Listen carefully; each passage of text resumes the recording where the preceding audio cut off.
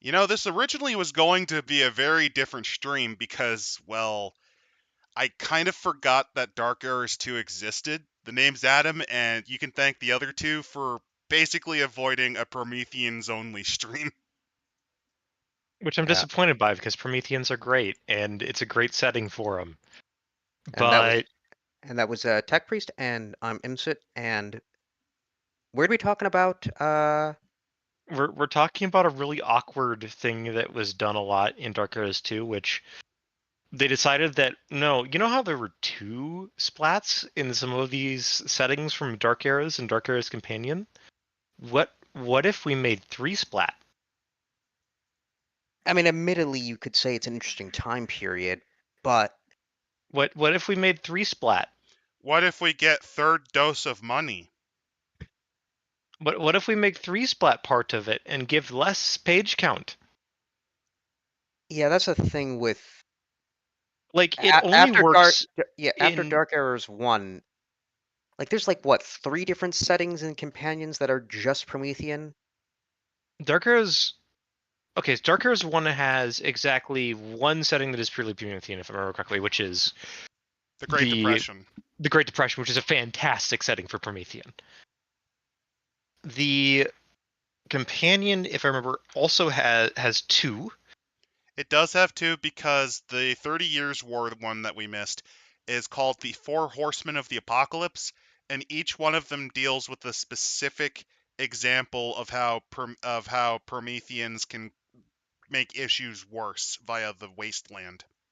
Not only how they can make it worse by the wasteland, but also the sheer inhumanity of the era and area, and how that affects the journey.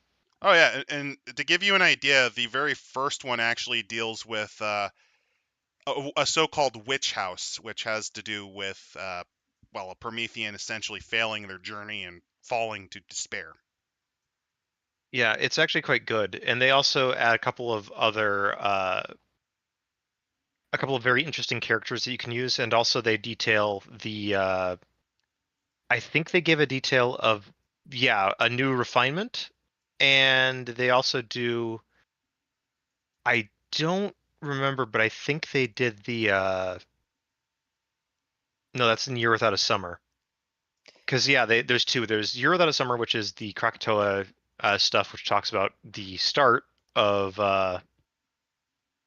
Modern well, Prometheans? the modern Prometheans, where you get the It's the same year Frankenstein was written. yeah.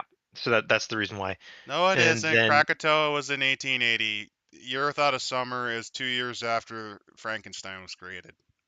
You got the two Ah, conflated. ah, and the basically the origins of a whole legacy of Prometheans and everything involved with that. They also are involved in the Soulless and the Dead, which is the Black Death era one. So they got three looks at it, but it's actually a very interesting look for Prometheans because they cover the fire aspect before the Frankenstein's kind of got that one. Because fire used to be, well, it's one of the four classical Western elements. Of course, it did have a predecessor to the Frankensteins. Yeah. But we So didn't get that. Instead, we're actually in Dark Eras 2. we're in Dark Ages 2. We're skipping over Companion despite having not done all of Companion yet. We're jumping we'll to we'll we'll fl- Dark. we'll flip flop between them. I know. I just feel a little. It's bothering my autism. Okay. I'm not going to lie, when I was told, hey, let's do Dark Eras, I cracked open Companions and I was like, okay, which one are we talking about? And then you, Implicit, said, yeah, we're talking about Light of the Sun. I mean, Which if is we Dark want, Ages 2. I mean, if we wanted, we could just switch over to it and No, screw over the entire audience. No. no. We'll make that. Let's say Imset, we are blaming you for this one. that's fine. But you know what we'll do? Whenever we do this, we'll just do all the Promethean ones together. That would be a fucking 8-hour stream, my guy. That's not happening. All right. Alrighty, Well, let's enjoy take a the look archival. at like Light this, of the Imset. Sun. Why can't you just be normal? I'm doing a podcast about RPGs. I'm not normal. None of us are. Yeah, and the worst part about this setting is that it's all right. Are you ready? Are you ready for the real fucking kicker of this one? I'm It's about ready. fucking Galileo. Wait, what? Oh no. Oh no. This is a It, mage setting, isn't it? no, It is a it's a mage mage. setting. It It is is a a Promethean setting, and it is a demon. It is a no. It's a deviant setting and a demon setting. I do not think this has Promethean in it. It might. It might. For all we know, it might. Because if you're wondering It why, does not. well, no. If you're It wondering, does not have Promethean in it. It has demon, it has deviant, and it has mage. It does not have Promethean in it. well, no. I said it might have been because I think the reason Prometheans got so much love in the Dark Era setting books is because it never sold well. It never sold well, so they always had these ideas that they wanted to do for splats, but Yeah, they no, just didn't. Promethean is in the Great War section, which is a really dark idea for a Promethean, eh? Yeah, congratulations, you're a newborn human and you get conscripted to die in a fucking pointless No, no. conflict. Imagine it's even worse. Imagine you're waking up in a mound of corpses in no man's land, Yep, wearing a uniform that you don't recognize, at people screaming at you to crawl towards them, and you barely understand them, right. And again, this one's deviant, and it is which one of, I think, two deviant ones in this. which is which unfortunate. is it is interesting Oh, it because is interesting that they throw deviant in here, but I want to say this very firmly. Dark Arrows 2, while it has its appeal, it kind of feels, how do I put it? It kind of feels painful. Like Promethean's in several of this one. Like Promethean actually got a lot of support in Dark Arrows 2. But this is not one of those settings where it got Promethean, which I think is kind of a disappointment because I was hoping that we get Promethean stuff, We and no, got the we don't. four horsemen. It's fine. So Light of the Sun. That's yeah, Light of the Sun. Millions have died to fire and sword and pox and hunger. There's a reason it's known as the four swords, the four horsemen. And this Well, the is thing, also why I think, what was it, 15% of Germany died. yeah, it's also it's lower than that. It's probably closer to 10% of the population, but it's still a large amount of people who were either died or displaced. The major thing about this whole thing is that this is a time period, this decade, 1630 through 1640, is while that is still happening. This is not It, after the war. This is while the war is still going on. the other thing is that this is sort of the decline of Italy.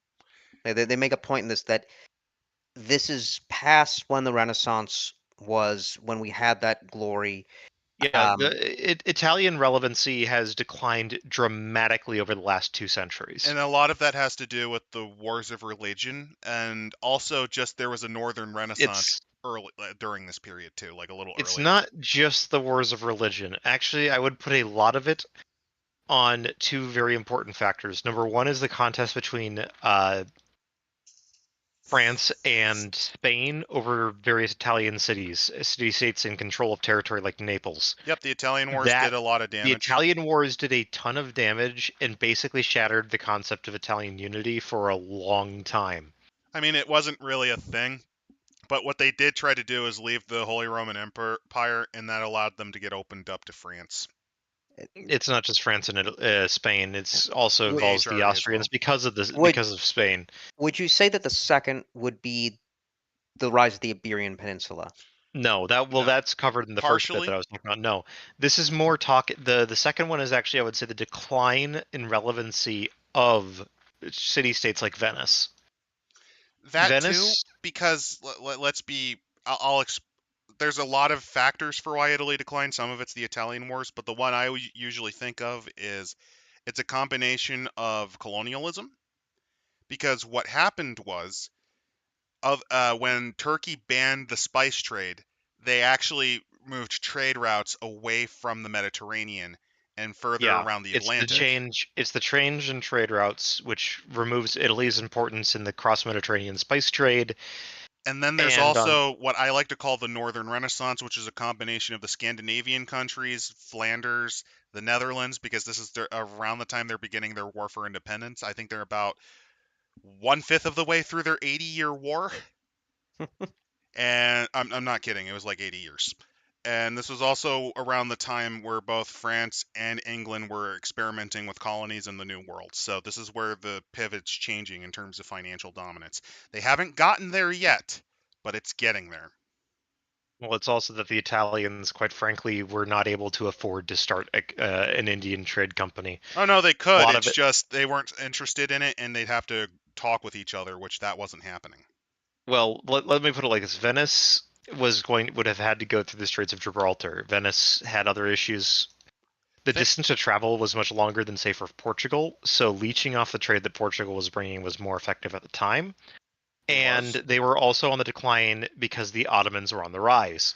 Something to forget that people forget about this whole kind of timeline is that This is around the by time they this lost point, the Cyprus, Eastern which is where yeah, they the had a Eastern lot of their. Mediterranean, yeah, the Eastern Mediterranean by this point is very firmly under Ottoman domination.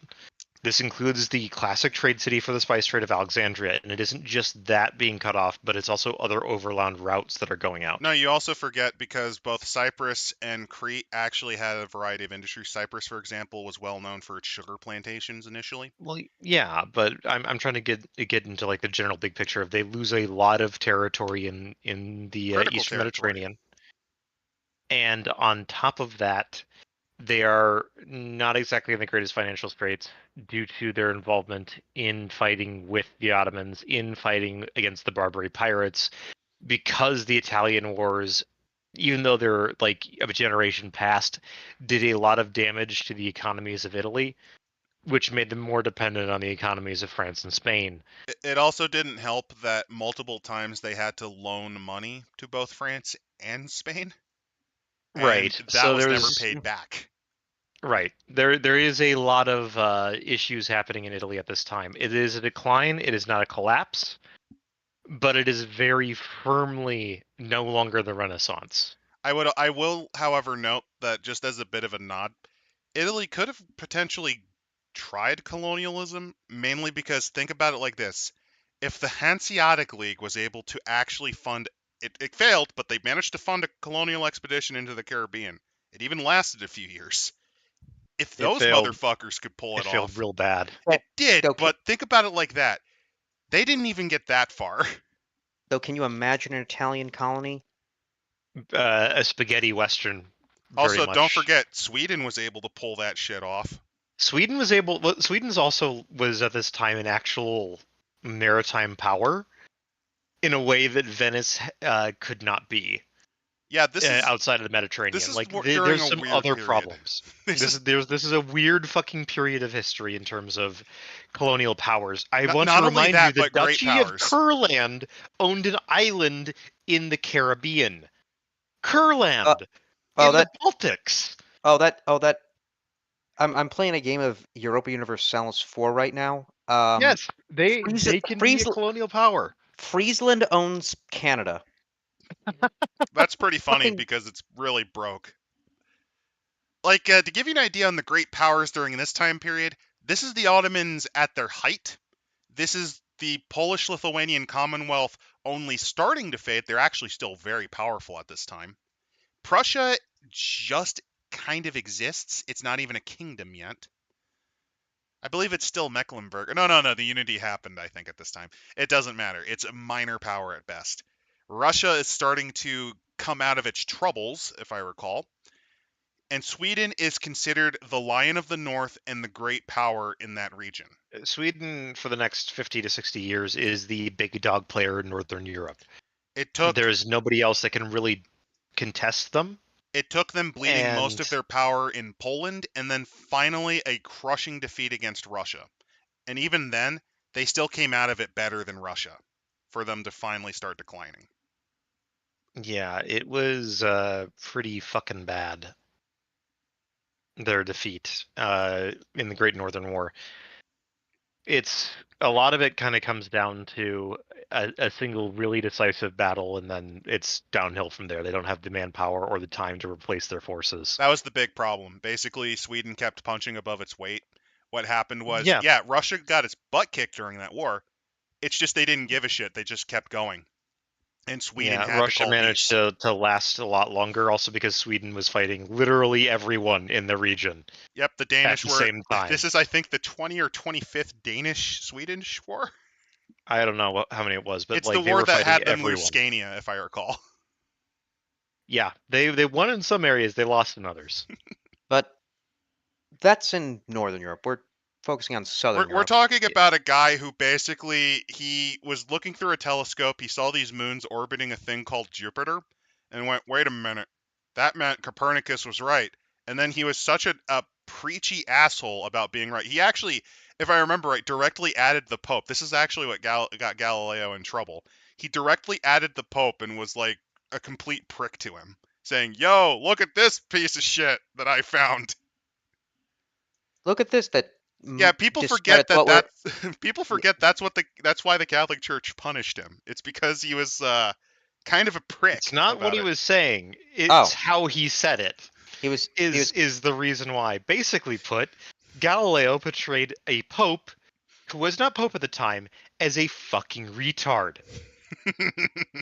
It Hey, is look at a this. The Catholic Church is getting this wrong.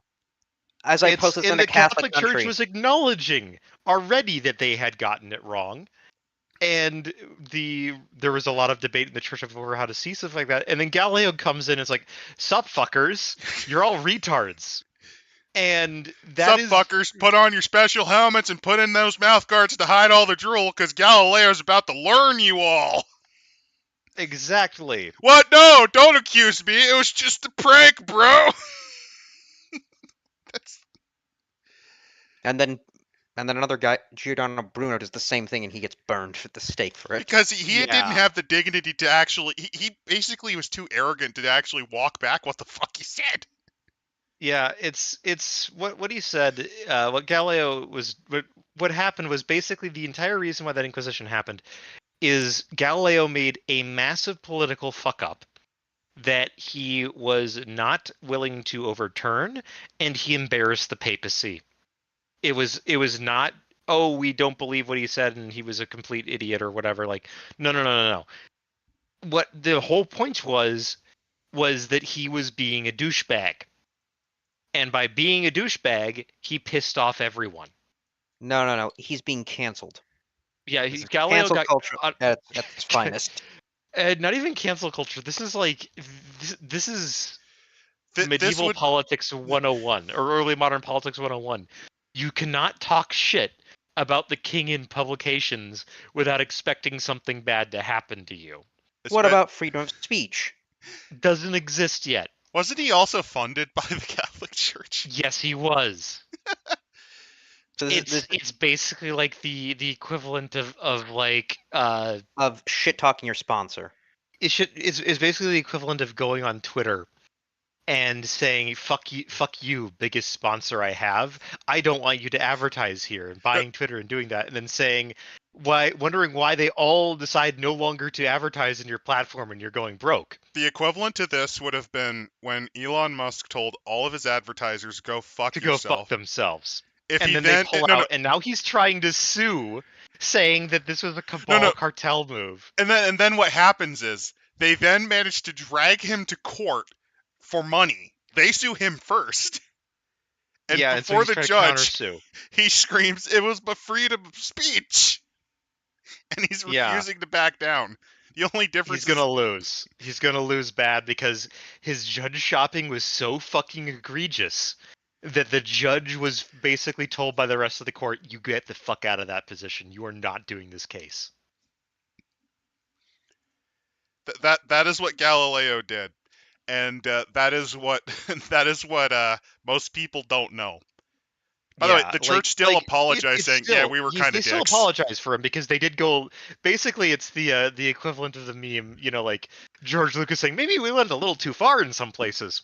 Yeah, Because I'm just now envisioning John Paul like just sitting that's down, going, kind of what he said. "Well, no, like It the wasn't Anchorman. really Boy, that that we were sure wrong in escalated our quick. decision. It's that we went a little too far. Boy, that sure escalated quick. Man, it really got out of hand." But yeah, Galileo is going to be slightly lionized because people don't know that part. Yeah, This, no, what was done to him was too far and kind of out of line. But it's hard to say that he wasn't asking for it. but He decided to play with fire and he got burned. And unfortunately for everyone, they really fucking burned him without actually burning him at the stake. That could have happened. So yeah, this is an astronomical revolution. Basically, it confirms Copernicus's hypothesis that the system Oh was yeah. heliocentric. On top of that, this is By the around the way, time. There's also this is the period of Tycho Brahe, who also figured out I things was like about to mention parallax. Brahe. And then there's Johannes Kepler, which is around this time period, who discovers that orbits are not perfectly circular. The concept of spheres don't exist. Instead, it is elliptical. It's all ellipses, you fuckers. It's all wrong. This is also the time when Brahe is desperately trying to prove geocentrism. He did Brahe's try a to weird defend well, it. guy. I'm gonna be honest here. It probably is easier to accept geocentrism because, well, we're not moving from Yeah, but where we it's look. Brahe is a weird guy. All right, like even among weird historical astronomers, Brahe's kind of among the weirdest. I mean, Copernicus was just a religious guy that was banging a nun. Like, And what was it happened his nun or was, was it his housekeeper? I can't remember which one. I think it was probably The both. but yeah, like that's kind of the nature with Copernicus is that he was encouraged by the church to actually publish his shit because that was his job. Also, keep in mind He that, was a teacher at a religious college. well, no, there's another reason. It's because when Copernicus kind of made his hypothesis and did his calculations, it was a lot thinner and made just as much sense as, I believe it was not Plato, but it was I forget the It's name. like an Aristotle or Aristotle? whatever, like the idea of the Epicycles. ideal system. Yeah, No, it's called it's epicycles. Basically, it was Ptolemy. It was a Ptolemaic work called epicycles, where it was a way to predict the movement of planets, and that took 13 volumes to describe for each planet. Copernicus, by comparison, did that in one because mechanically you could predict it just by using the sun as the fixed point. I'm sorry, 13 planets. 13 volumes to describe, because that's how complicated the movement of the epicycles were, because there's points where it goes retrograde and it does these yeah weird because spirals. it doesn't make sense because if Earth's the center, we have to do a bunch of weird ass shit with circles, and that's one of the things where we're basically one of Copernicus's big things is he's like, the math works better if we just say the sun is the reference point, not the Earth. It makes a lot more sense with everything else that's going on. And Tuco, by the way, also proves that there are things that do not orbit do not orbit in perfect spheres, because he was able to use parallax to determine that comets cannot be from any of the spheres. Right. It's just he couldn't understand the concept of the heliocentric model, mainly because he didn't really find that believable. He also had it was mostly because of the size of the planet, because I think he roughly figured out the distance the sun would have to be, and then he did the same with stars and said, "Dude, there's no fucking way because do you want to know how big those stars would have to be to actually be as far as they are to not have very visible parallax? Do you have Yeah. any idea? Because they Yeah, would be that's that's kind the of his fun bit is that logic. Tycho is like, this doesn't make sense. The distances make my head hurt. Well, no, the Space can't be distances that big. shouldn't make sense. Yeah, like they're too big. They're too long. They don't make sense. Well, also he Uh, didn't know that, because he didn't know that farther stars are dimmer, because he thought all stars were the equivalent of one arc minute in size. That's the resolution of your eye. yeah, So he basically went by that logic. These things would have to be again, larger. firmament stuff. So it's like it's a little bit weird. Anyway, while we get to kind of distracted by This that, there's a top point to this. This revolution in astronomy really plays merry havoc with mages, it does. much It like it also plays does. merry havoc with demons. Well, no, it also plays merry havoc with mages both in Old World and New World because this was a big paradigm shift in the Old World. Mm-hmm. Because now the entire understanding of the universe is completely out of whack. It's also that this is what I like. The Seers of the Throne suddenly start to see a massive shift in their power centers, which I think is a very important part of the setting. Era is that you could easily play Seers competing with each other because of the religious wars and because of all the shift more towards this hegemonic power. Is that the hegemony and the ministry, the Paternoster group are competing incredibly violently with one another, which there you go. Like you get some real fucking intense conflict between parts of the Seers of the Throne, which is always fun to see, always fun to look at. And you've got the nameless orders of like some 5 random mages in Florence or whatever the fuck that are talking about like, we should do more of this Galileo stuff and try to summon angels from the stars or whatever. And meanwhile, what's happening here is because of these massive improvements in the understanding of the universe, that throws a big monkey wrench in God machine infrastructure. Yeah, Because a lot of it was because dedicated to older systems. A lot of older systems, which include institutions, now have to be essentially reformatted. Quite a few reformatted angels have, because not yeah because quite a few think angels about how fall. well Quite a few yeah angels fall also because think of this, and also quite a few demons are like, "This is perfect. This is the time to strike." time to make hell. One of the fun bits about that too is you got to consider the Catholic Church as an institution up into the early modern from the medieval. It was the consistent institution. If you were going to build infrastructure, a church was a fantastic place to put said infrastructure because who's going to fuck with the church? Nobody in Europe. Not many people in Europe were going to go and burn down a monastery just because. Human action was less likely to damage this vital infrastructure. It's the same reason why Constantinople was a major choice for infrastructure. It's a big, long-lasting city. Why not? Rome's probably full of infrastructure until well, then I consider that there was a bunch of sacks of Rome during the early modern, so maybe not. But um, Likely for a while. yeah, likely for a while. It's kind of there. You get these city states like Milan and Venice.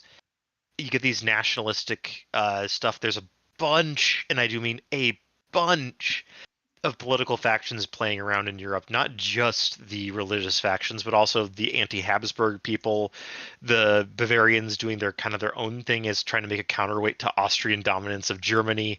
And don't forget There that there is is no North counterweight at this point yet. You have yeah, basically at this point it was Saxony that was in the ascendance. Saxony was in the ascendance in northern Germany. You have the Danish and the Swedish vying for basically the Scandinavian powerhouse. The Eastern Europe right now is very firmly under the Commonwealth, but it's not exactly firm control when you think about like Especially since this is the the nature of the period. Commonwealth This is the period because this has been about 100 years. This is the end of the Jagiellons, which are the Lithuanian house. line, and now it's a free for all elective monarchy. It's gonna get weird. hmm And this is also the end of the Troubles, the end of the House of Rurik, and the beginnings of the House of and the beginning of the House of Peter, the House of Romanovs. Romanov, yeah, which is fun, air quotes for Russia. And let's not forget, this is during the decline of Spain. And Spain is starting its decline. You see the rise of England and the Netherlands. You see the rise of these northern European powers, which have been kind of second fiddle for a long time. Oh, and You let's not see forget, we're about due, France. in this time period, we're about due for a religious war in France with the Huguenots, but also we're about due for the English Civil War. Right. There is Ah, a lot of shit changing in Europe in the 1600s. Perfect if you're a demon, because a lot of infrastructure is about to go down that fucking toilet. Oh, yes, it is. So it's also important to note that they when we talk about Italian in this period, there's about 4 different Italian languages at least. More actually, a lot of dialects you hear about in Italy are actually languages. The Italian language is actually a constructed language based primarily on the Naples dialect, It's based on the Napolitan. Napolitan and the Florentine dialects. Basically, they That's stapled the the two two major together. ones. Yeah, the Venetian dialect is a little weird. So is Sicilian, by the way. Yeah, Sicilian They, is they, really yeah, funny. they actually do make a point of that. Of like, yeah, most people are not going to be able to communicate with each other. Well, you Like if you're kind of trying to can. talk, You kind if of you're can. talking like you can, they're relatively intelligible, but like there's certain words and phrases and things like that are very different to the point where it's like there isn't really a standardized dialect. It's similar in France at the moment too. France really won't start to standardize French until actually 1800. the Revolution, um, Yeah. The revolution which enforced a lot of standardization because that's when France's nationalism really kicked off. there was already a nationalism current in France, but this is more like no, we will speak one language because it's more practical. We will have one. We will reorganize the countryside into more reasonable cantons because that's rational. We will overthrow the monarchy and institute a new cult of reason to get rid of the power of the church, which has been stifling the power of the state for too long Because because that's that's rational. rational. Also, we will And kill a fuck ton of people because that's rational. But yeah, the themes of this period is the price of truth because yes, Galileo was a prick, but this isn't too far divorced from people who legitimately were burned because they were unrepentant heretics. Oh yeah, like the Less than thing about the 100 years at church. this point. Yeah, the thing that people forget about the church is that the church was at times rather forgiving to minor heresies.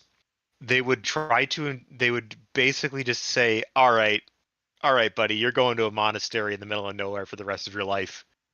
Once you recant, but if you recant, you're not gonna die. Well, on top of that, some heresies were just accepted. It's called lay traditions. Basically, the Catholic Church Yeah, will usually turn a blind eye to, because in Italy, for example, each city tended to have their own little practices. In particular, one that I can think of there are these little crib motifs that you're supposed to give to your kid to make sure things go well for them in life. yeah, It's totally little not things like really. that. Yeah, like there are minor differences in the They don't change the fundamental doctrine. They don't change like the Sometimes things it's that a local everybody's supposed to saint. agree on. Sometimes it's a local saint that the It's church like doesn't local saints, recognize, and but they don't care. they don't care because they might recognize them in the future. They just don't care. In fact, a lot of Uh, beatification processes start with local saints. A lot of them were already venerated in the local region, and they just kind of get picked up because documented cases of miracles occur. right. And then when we get down into this kind of like absolute insanity, they try to give an idea of what happened in the 30 Years' War. Yeah, It's a clusterfuck. it's a nightmare. It's a clusterfuck. There is a fantastic book called The 30 Years' War on it that was published. I can't remember who wrote it, but It like that is started the with like level of shit you are going to have to like you are going to need to read an actual scholarly work on the topic to understand the absolute fucking insanity that kind of grips Europe for about 30 to 40 years. so Because even before this, there are other fucking problems. you first have to understand that Martin Luther nailed 95 theses. This causes the I've largest got break. 95 theses, and rationality ain't one. This causes the largest break in the Catholic Church since the Albigensian Crusade. This gets really big. This gets really rapid fast because the church institutions in Germany were highly corrupt at this time. It leads to wars, especially when kings, because that's the big thing, kings openly refuse the Catholic Church at this point, which hasn't because get happened before. because guess what this means? You don't have to pay taxes to the church, You can also liquidate and steal all of their money from their monasteries. and you can make your own church, which makes you the head of the church. So what happens eventually is they initially try to fight them in a war. That doesn't actually work. So they then create what's called the Council of Trent, where they try to redress the biggest issues in the Catholic Church when it comes to corruption. This is They the do, beginnings and of the they Counter do. To their Reformation. credit, they do. Like the complaints about Reformations of Trent are speaking huge. in vulgar languages, complaints about sermons in vulgar languages. They allowed on some limited level parish priests to do that in They native basically said, language. yes, the Bible can be translated. Yes, you can do all these sort of things. Most of the 95 theses are addressed. They are. Then what happens is the Habsburgs, in particular, as the defenders of the faith, because they constantly adopted themselves in that role, it was a very useful pivot against France. It was a very good political move because it also was with the Ottomans. That It too. was a way for them to basically get more support for their conflicts in the Balkans and to keep other powers in Germany from trying to take advantage of that, or France. It's actually really France, funny of because course, France can historically actually, despite allied the claiming Ottomans. to be the defender of the faith. In fact, Francis I was declared defender of the faith by one of the popes. He, within a year, allied with the Ottoman empires to fight the Habsburgs during another Italian war. He low key. That one was actually low key why the Habsburgs lost Budapest at the time, if I recall. But at this point, religion has been split. Authority at this point is pretty much messy, especially in the Holy Roman Empire. War, in fact, actually, a good portion of the 30 Years' War was fought specifically so that the electorate never fully went one way or the other in the religious angle, because I think that was one of the many reasons that one of the many battles that turned into the 30 Years' War was fought, because one of the electors died and the guy who was supposed to take its place was actually a Protestant. It gets a little more complicated than It, that. I'm no, there's a million. I think if I remember it, one of them was legitimately just a peasant revolt. It started with a peasant revolt. Yep. Well, there was a peasant revolt after the 95 Wait, theses, but was that anyway, no, that peasant revolt, was that the one that became anti-Semitic? what peasant revolt doesn't become anti-Semitic in this era? Several of them Correct. have, but what you're thinking of is the beginning of the Anabaptist movement. Yeah, the Anabaptists were fucking nuts. We won't go it. They mellowed Again, out we're now. getting They're we're peaceniks now, but they were actually originally some of the most violent of them, which is really funny. like militarily taking over several cities. Yeah, it got pretty nuts. Anyway, so they do go and talk about Galileo and the Counter-Reformation. Is that they do make an important point, which is that the church during the Counter-Reformation actually is very heavily involved in funding universities and scientific endeavors. However, the main thing is that the church still has to sign off on this. There's also a lot of feuds over who gets the glory for funding it, because there's like the Habsburgs are trying to muscle in on Italy. Which They own the Holy Roman Emperors historically tended to do, and at this point, that's actually the reason the Italian Wars are fought in the first place, was an attempt to try to get away from that grip. Yes, there's also a lot of Jesuits that are involved in this. Which is funny because I believe their order was actually prescribed and banned during this time.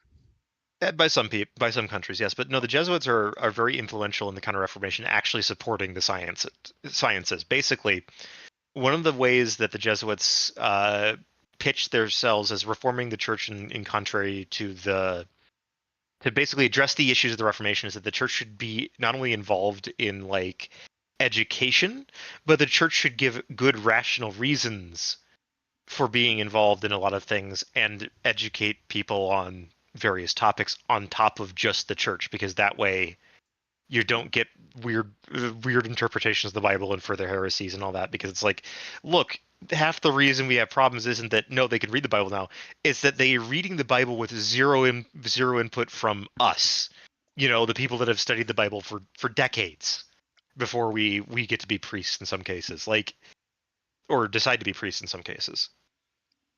Basically, So they're learning from outside the power structure, and in many cases are completely ignoring stuff that had hundreds of years worth of thought put on them, like yeah, decisions and literal Like apologia. This would be like like like the people today that claim that the King James Bible is the true and authentic version of the oh yeah, Bible. like that, like that was You know, the the language that uh none of the writers of either the Old Testament or the New Testament would have known or existed at the time. It's also like Judaic sects that completely ignored rabbinical writings and just kind of focused on the main elements of the Talmud. Like just throw out any of the rabbinical opinions and writings on it. Oh yeah. It is like that. But yeah, Um, Galileo actually was.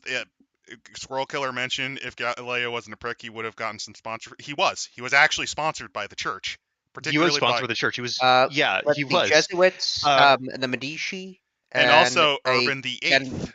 yeah, the future Pope. That's the yeah, one he called a gibbering retard. Yes, that's the guy in his book he called a gibbering retard. The And that's guy the who entire reason. literally looked at him and says, I like your passion for learning about the stars. I want to help you actually teach other people about what you're discovering through that telescope of yours, Galileo. And he's like, sure. And he's thinking, this fucking clown. He wouldn't even be able to see God if I got It's him a also that telescope to Galileo watch it. was very dismissive of other scholars. So a lot of people that would have backed him Or were defended him. fed up with his shit.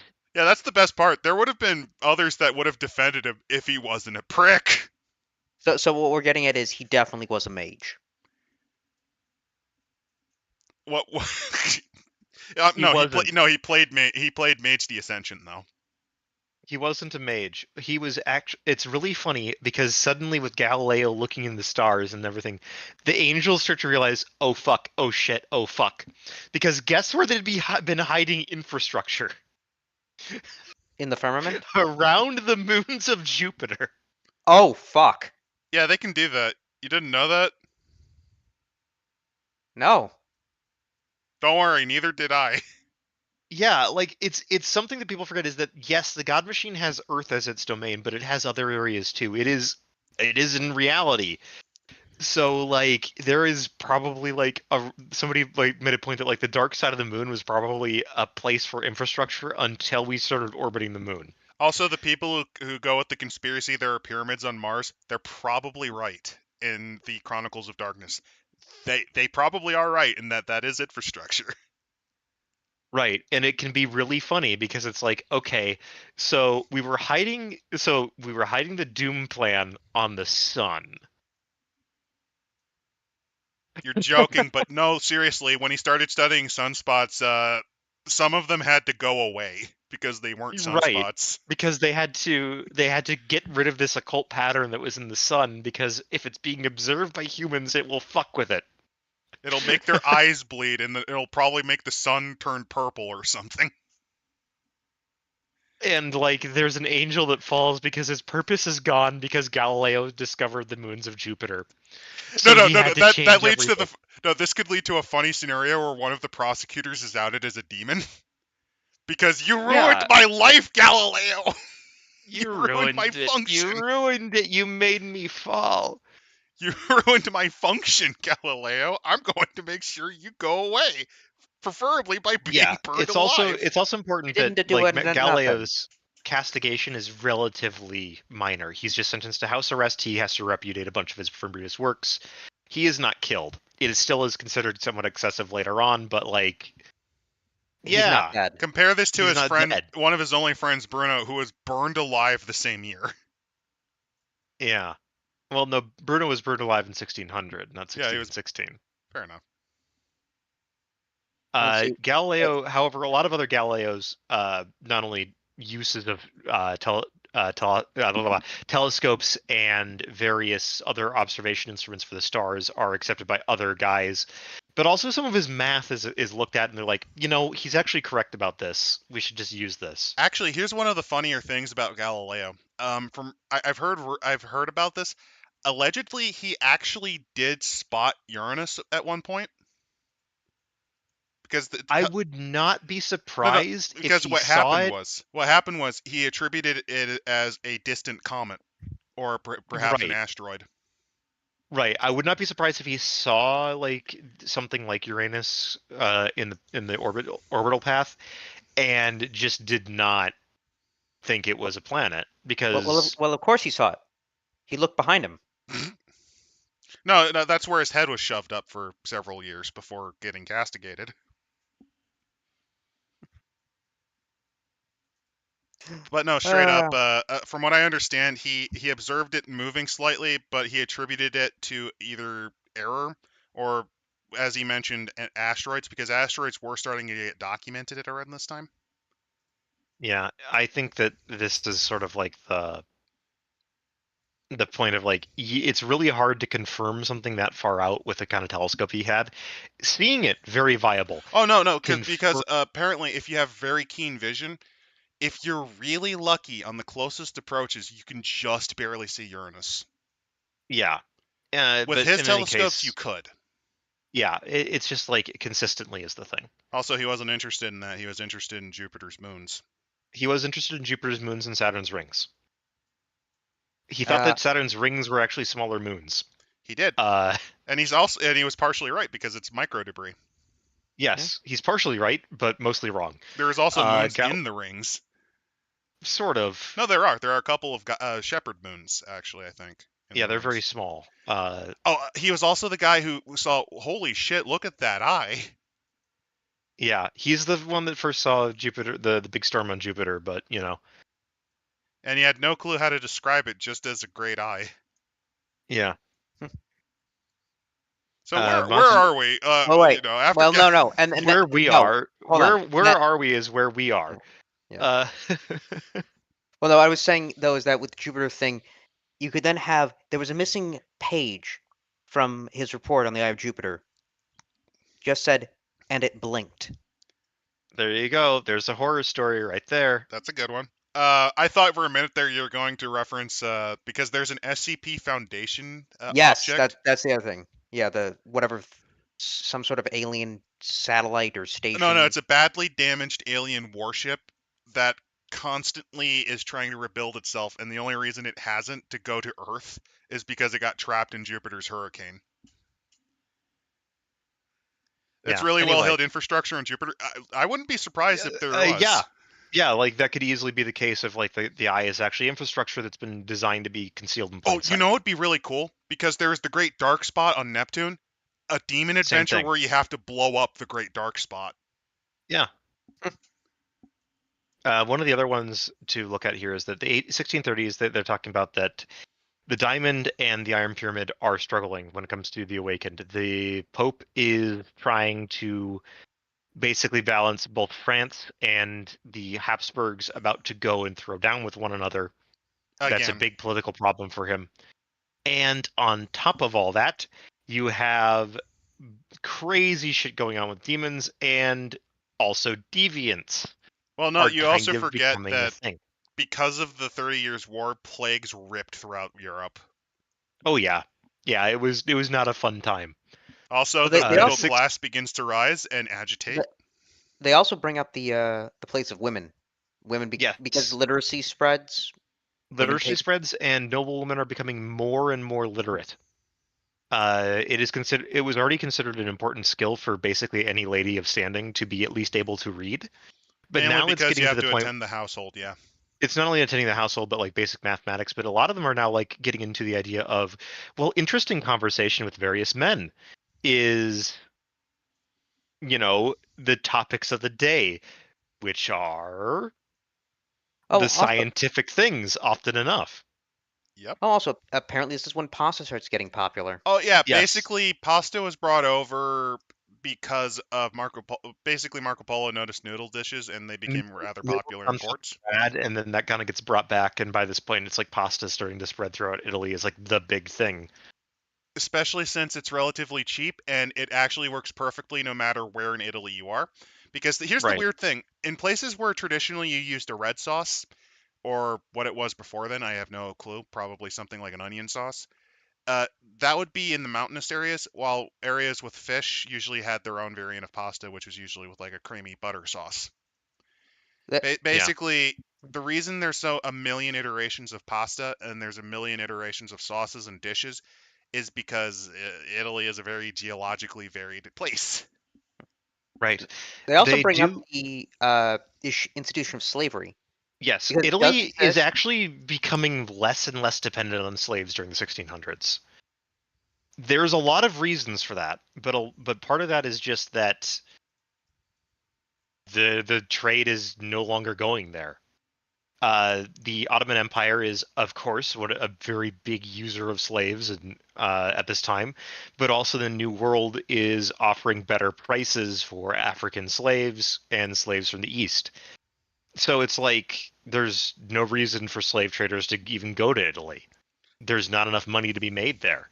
which is affecting the conspiracies that hunt deviants because they just lost their easiest source to do their experimentation on. Though, Yes, Ward, you also talked about the plague. So there is a plague in 1629. There First are. hits Milan, Venice, then Florence. If I recall correctly, it was another case of bubonic plague because it kind it of was. cycles. Yeah, bubonic plague likes to come back at once or twice every century for a while in Europe. By the way, my favorite The thing about bubonic plague is one or two people still die of it every year. Do you want to know why? Yeah, Because this is my favorite part. It's only in Mongolia, and it's Oh. only in Mongolia, a tiny part of Russia, and a tiny part of China, and it is specifically because among Mongolian people, it is tradition to cure yourself of sickness by eating raw fucking marmot, which and contains guess where the virus comes from? These bacteria, fucking actually. marmot fleas. Bacteria, actually. But That out. here's my favorite part. The Russian government, the Mongolian government, the Chinese government not only have made it a fucking crime to do this, but they repeatedly blast on airwaves, posters, any form of media, including if you can't Don't read. fucking do this. It's literally if you eat it, you deserve the plague. The people who don't are the villagers who then have to be quarantined for a week to see if it burns through. Yeah, Like it's it's literally also you get what you fucking deserve, you idiot. Though yes, outside of that, we've been doing a remarkable good job. yes. Also, it's important to know that there is some spillover of the 30 Years' War into northern Italy because it's the natural quickest route between Austria and France. Which used the wars that were occurring in Germany as their this is the time to dominate Europe once again for the 8th time. Yeah, they say here that Yes, the Gonzaga dynasty dies with Vincenzo in 1627, which makes the place of Mantua sort of the a Mantua. Mantua. A lot of Italian dynasties start dying during this time period as well, and are replaced with Yeah, it doesn't help either. Habsburgs or Savoys or anyone really. Yeah. So the Pope has been trying to play both sides. It just does not work out that well for him. And war. It doesn't help that Urban's kind of known for being a Francophile. Yeah. Basically put, he's a Francophile, but the bigger power that he's more worried about is the Habsburgs, as everyone else is at this time. Like unironically, like the when you can call the 30 Years' War basically the we need to kick the fucking Habsburgs in the ribs war because it really turns into that by the end of it. Because at that point, the Habsburgs ruled half of Europe, Yeah, legitimately.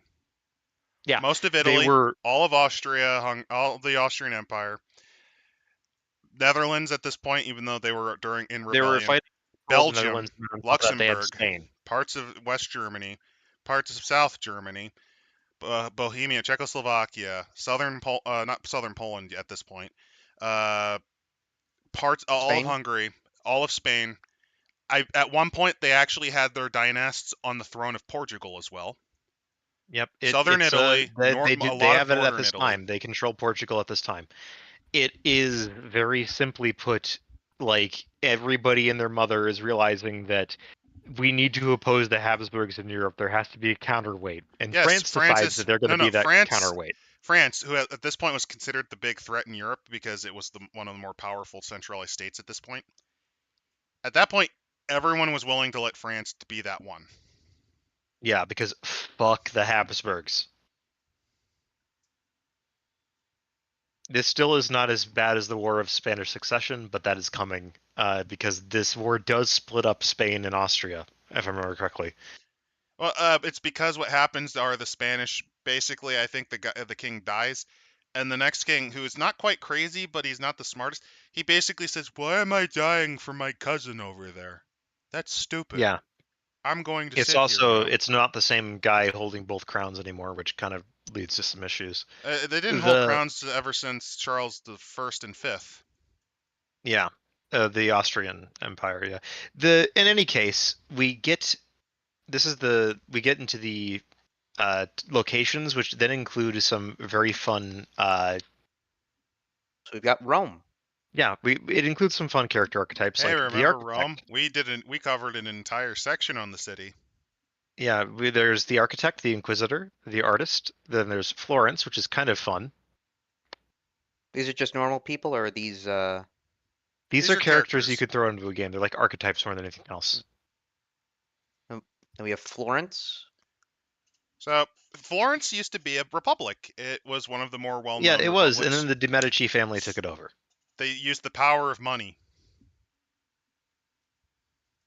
But yeah, Yep. here's a fun fact: the De Medicis actually lasted, if I recall correctly, until the late 18th century or early 19th. Yeah, they lasted quite a while. The next sort of group of this is I kind of like the scholar of Giuseppe, because Giuseppe is like actually watching angels falling. It says he traces an unexpected phenomenon in the sky, a twinkling string of little shapes like a necklace around the world. No other astronomer has recorded such a sight, and Giuseppe is at a loss to explain them. I mean, how would you? Yeah. The next night, he witnesses those gleaming pearls plummet out of the orbit, one by one, glimmering ribbons of fire. One has fallen near Florence. He's become a man torn between the arrogance and pride of his intellect that demands he investigate and glean proof that will show them all he was right, and an abject fear of the Inquisition. I actually And the did like nonsense that that one. whatever he fucking saw knows he saw it and is probably not happy about that. I actually really like that one. It's actually quite a good character thing and a really good plot hook for like a group if you're not running supernaturals. Is your fucking friend is like I need you to go out and find this. You could run a Call of Cthulhu campaign out of that. Yeah, like it's Oh. a Call of Cthulhu. It's like Brother Giuseppe was. He has not returned to the seminary to teach the young priests about the art of using the telescope to find the skies of heaven. We need you to Yeah. go, and you find like his little observatory on the outskirts of Florence. It's been ransacked. The only thing you can smell is ozone in the air, and you don't know why. Yeah. Then we have Milan, which is Lombardy, and it's the really big influence of the Holy Roman Empire is in Milan, at least in northern The Italy. closest that Italy came to unifying before the unification, the Risorgimento, likely was in the form of Milan. Yeah, Milan is technically speaking a subject of Spain at this point. It Long has also fallen the is, Ambrosian Republic. Long has fallen the Sforza family. yeah, it's been 200 years at this Milan point. is kind of economically being stripped dry by Spain at this point. Mainly because Spain was going into bankruptcy again. Yes. Well, welcome to Spanish monetary policy of the 1600s is, oh my God, there's all this gold. Oh no, our economy goes boom. No, oh no, we have to go bankrupt again. Philip II, fun fact, I think went bankrupt 3 times during his reign. Yeah. You know what the solution to that, though, is? Get more gold. That's what they did. Yeah. I do love the dealer though. Bellagio can get whatever an ambitious scholar wants. A body fresh from the gallows, a fragment of Roman pottery with licentious art upon it, a book banned by the sacred congregation. Nothing's a problem for the grinning priest, as long as his palm is crossed with enough silver. He's a talented canon lawyer, protected by the right friends in the right places, and seemingly untouchable, despite his gaudy demonstrations of wealth. An incredible Yeah. flow of prescribed and illegal He's a goods passes lawyer through his and a hands. priest. I want to note this. He is a lawyer and a priest, which was not the most unusual thing. There is an entire in the Catholic Church during this time period. You had to have what are known as canonical lawyers, and they were mainly used to defend oneself against heresies or to defend oneself for wrongdoing. They were basically because the church also had what are known as auditors and who worked for the church treasurer, because there is a treasurer that the Pope actually talked with that actually would handle the money. That's what Yes, Veragio and does. yeah, basically, Veragio though has an incredible amount of goods go through his hands, of illegal and less than legal. There are stolen spoils, occult otomies, basically like a bunch of saints' finger bones, all those kind of like things. Corpses that have died in manners of occult significance sometimes show up in his stuff. He has a metal scale supposedly from the gargoyles The slain by Saint weirdest thing he Romanus. has, though, is a particularly inhuman ceramic mask that it was said to have been wielded by an angel of death. Yeah, this guy is great as like another like plot No, character the best for a part is game. he's usually self-confident, a bit greasy, kind of smug and smiling. He's not that much anymore. That smile of his is forced at this point, and he has to This guy, watch it. like, He if has to you're, keep his eyes yeah, watching in the great shadows. character for the era, and really a great character you can throw into any early modern game. Oh yeah, Just change the like name a Call around. of Cthulhu in the 1890s would also be pretty fun with this guy. Yeah. So, Zapata is a pretty fake village, I'm pretty sure. Oh no! I know what you're going on. I know what this is based on. So Zapata is based on what's called terra firma. Basically, Venice never really paid attention to its land holdings, and it was very much neglected under their rule. Neglected but protected is a good way to put it. Like, Kind they did of. defend their land territory to the best of their abilities. They also really just did not give a shit about what was going on in them, and were like, okay, you guys can kind of do whatever the fuck you want. We're just Uh, kind of staying over here. the thing is with this village, it has this spring-fed pool of water that every year a few villagers exhibit marvelous supernatural abilities as they reach adulthood. These are the gift given.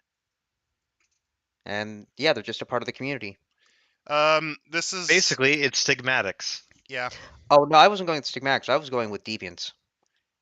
possibly. Uh, it's possibly, but I would say like that sounds more like stigmatics. They feel more like stigmatics because it's based on a holy source. There's probably a piece of infrastructure Infrastructure, because it's out of the way. because I People want have to note been there this. for a while, and it's protected by Venice. It makes sense that there'd be It's a also small that piece of if infrastructure there. children are touched by it, there's rarely any damage, like baptism.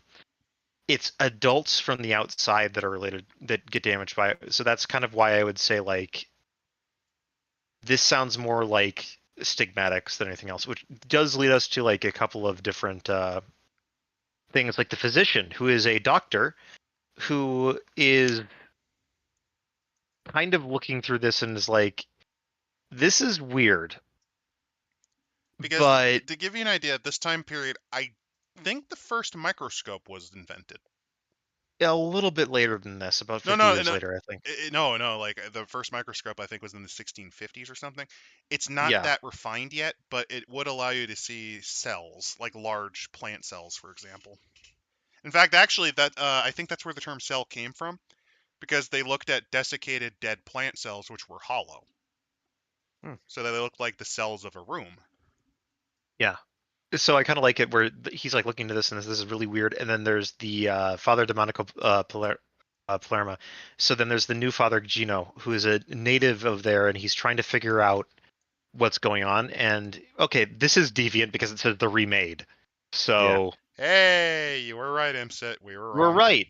I would have guessed that this is a fucking stigmatic thing. You Well, could. You Because could. yeah. No, I got it. They're deviants, but the idea was to recreate how stigmatics are made. Oh, ooh, interesting. So then we get into the what is yet to come. Galilei is so yeah. well, They actually. Here's what he did. He made Pope Urban in the mouth of Simplico. yes, he named the fool Simplico, basically the retard. He basically named him That that. it. Yeah,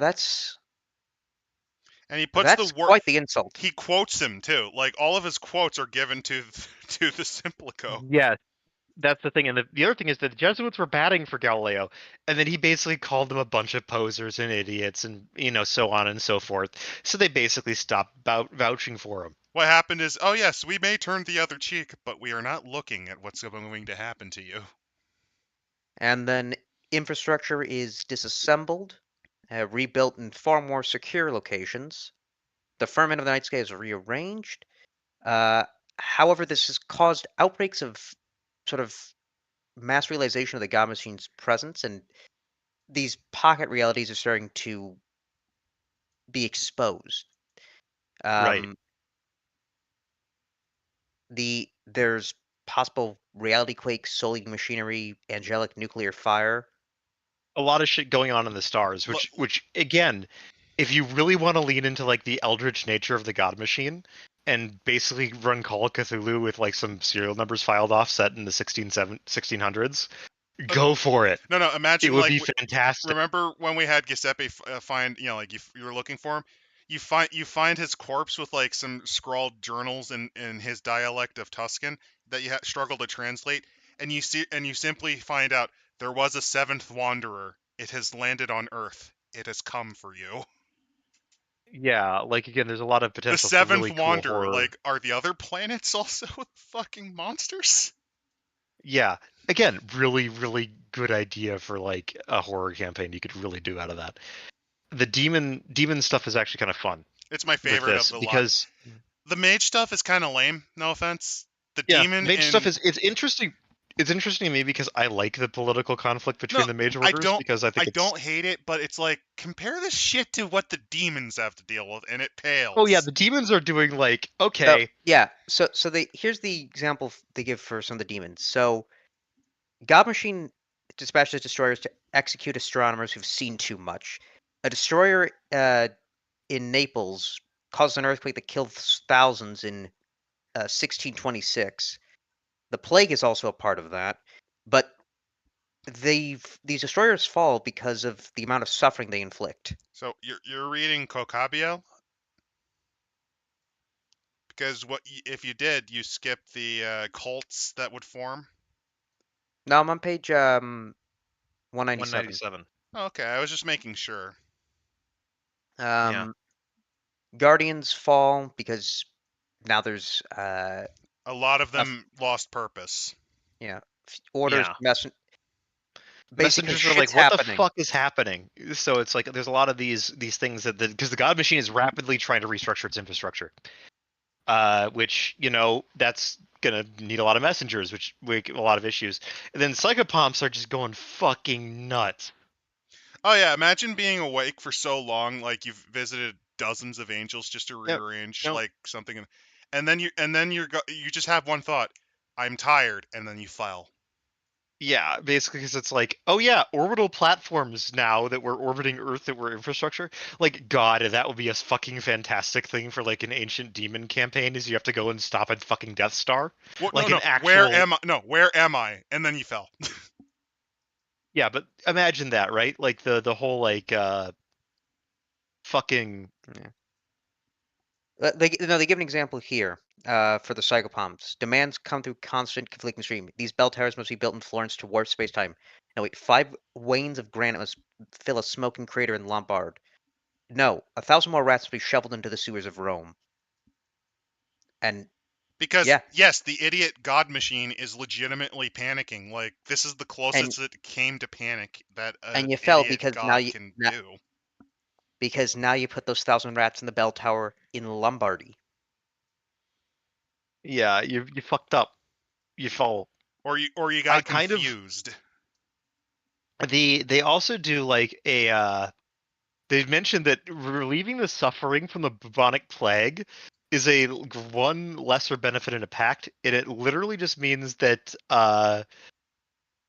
it doesn't actually cure them. It's just so they don't feel too bad while they're dying. They bring up though with the let's see They also the bring up like a bunch of stuff about like the Catholic, the Catholic Church, and yeah. Sort how of that could be part of covers and yeah. losing covers and all that. It's really fun. They Which bring up is clothing useful, yeah. actually as a symbol. It's clothes made from velvet, silk, wool, linen, color matters. It Wearing does. the wrong It colors it does. No, within you your don't cover. understand. In Italy, like in Italy at this time period, what you wore denoted status, and it also determined often where you were from. For example, blue jeans were actually a thing during this time period, but you would only wear them if you were from Genoa. Also, your colors mattered because that usually indicated what political faction you were for. Wear the wrong colors in the wrong neighborhood, you get knifed. That's Yeah, like, it's it's street nuts. gangs. Yeah. Italian street gangs were very prevalent at this time period, and the vendetta killing is not unknown on the mainland at this point. Yes. Then you And get into the other bits of the cults. the cults and how they relate to both stigmatics and then to mages and to deviants, which is actually rather interesting. I think that's actually really good that you have this section in this book that ties them together. They mention that basically put like that mages are very interesting because demons tend to avoid the church because the church is oftentimes used by the god machine, but also because of the mages. The mages are already very firmly inside of the church through the Paternoster, and also through the various orders, like the Silver Ladder is probably heavily infiltrated into the church. Various parts of the Diamond Orders are going to be a little weird about the church, and thus the benefits of making a deal with a mage is we don't have to worry as much about the church. And they really don't give a shit about the dichotomy between the orders and the pyramid, because quite frankly, to the same, they're all just really weird. It's also that generally speaking, the Iron Pyramid, the deals that can be made are much more limited because, as it turns out, the God Machine's angels are much more able to detect that, and the supernatural powers that back the seers also really don't like their turf being muscled in on. They've claimed these people. The demons should fuck off, basically. Now, when it comes to deviants, they see them as problems and opportunities. So some demons sponsor the factors that create the remade. Um, let's see, they see them as renegades as those who've already fled their masters. So, as they see somewhat of a common cause. So here's Yeah, the they're thing: useful. They're tools. demons, they don't necessarily have emotions like we do, but they duplicate them through their covers and slowly learn them somewhat as they get more nuanced. Um, a lot of demons, while they would happily exploit and work with factors that form them, quite a few would also look at what the deviants are going through, and they just see a person. They see themselves. They see themselves basically fighting the equivalent to the God Machine, if on a smaller scale. So quite a few actually feel sympathy for them, at least as close as they can. It really Yeah, just depends on the demon, though. they also go into the seeking hell and how they're using the church and art and the Renaissance to try to damage the God Machine as best they can. So a really fun one would be to play a cover of a relatively rich merchant and just Or a hire on priest. hire on a few artists or hire on a couple of astronomers and then just kind of go, I want you to commission this. Look over in this thing or commission this painting, which has an occult matrix in it that will then so on and so forth. It's kind of cool. Well, no, It's you also don't that, even go that specific. What you say is, look, Galileo found some cool moons. I want you to look over in Mars to see if that has moons. yeah, exactly. And And They, I need you to. I want you to paint the Last Supper, but we need the four Christs if you find a mountain on the and the moon, kangaroos. can you name it after me? You just kind of say that, can you name it after me? And then they look and their eyes begin bleeding because on that mountain is actually it's a mountain of screaming flesh and skulls that then gets erased like 1 week later. yeah. Then we get the other supernaturals, which I kind of like. So the kindred are basically like going into a fucking civil war at this point. The reason why is very simple. The Invictus and the Lancia Sanctum are starting to beef over turf. Makes sense, right? The Mm-hmm. Lancia's power is waning in Italy, and the Invictus is rising. Then we get hunters, which is very fun because it's mostly two things. Compacts don't last very long in this time period because it's a high turnover business. So most of the time it's either tier 1, which is cell work, or tier 3, which is larger conspiracies. And these And the larger conspiracies are the really fun ones the of Italy. Lucifuge and the Malleus Maleficarum. The latter, Malleus Maleficarum, is essentially the church wing's take on dealing with those that go bump in the night that prey on Yeah, those. and then the Luciferge is literally we're demon blooded. We fucking hate everything supernatural, and we're just gonna use our powers from hell to fight evil things. Yeah, You most know, compacts why fall not? apart, especially since at this time Italian city-state politics are fucking wild. Yeah, so any small group of people meeting together that is potentially an opposition group is probably going to get ratted out, depending on the city state. And it's pretty hard to explain why you murdered this member of the opposite faction. And saying that no, he was totally a monster doesn't really work out too well. Especially since at that point the Church Inquisition will either silently disappear you so you join them because you successfully caught someone they were looking at, or you're in a bad spot and the Inquisitor deems you a witch hunter, which is illegal in Catholic lore. Yeah, Which it's illegal. It's illegal to do that shit. That's the job of the church. It's not your job. also no. Also, witchcraft doesn't exist in Catholicism. No, Possessions are a thing. no. At this point, that position has been repudiated. The Okay. main thing is that you are not trained in how to recognize witchcraft. Therefore, you will do it wrong, and thus Okay. you are violating the canon law.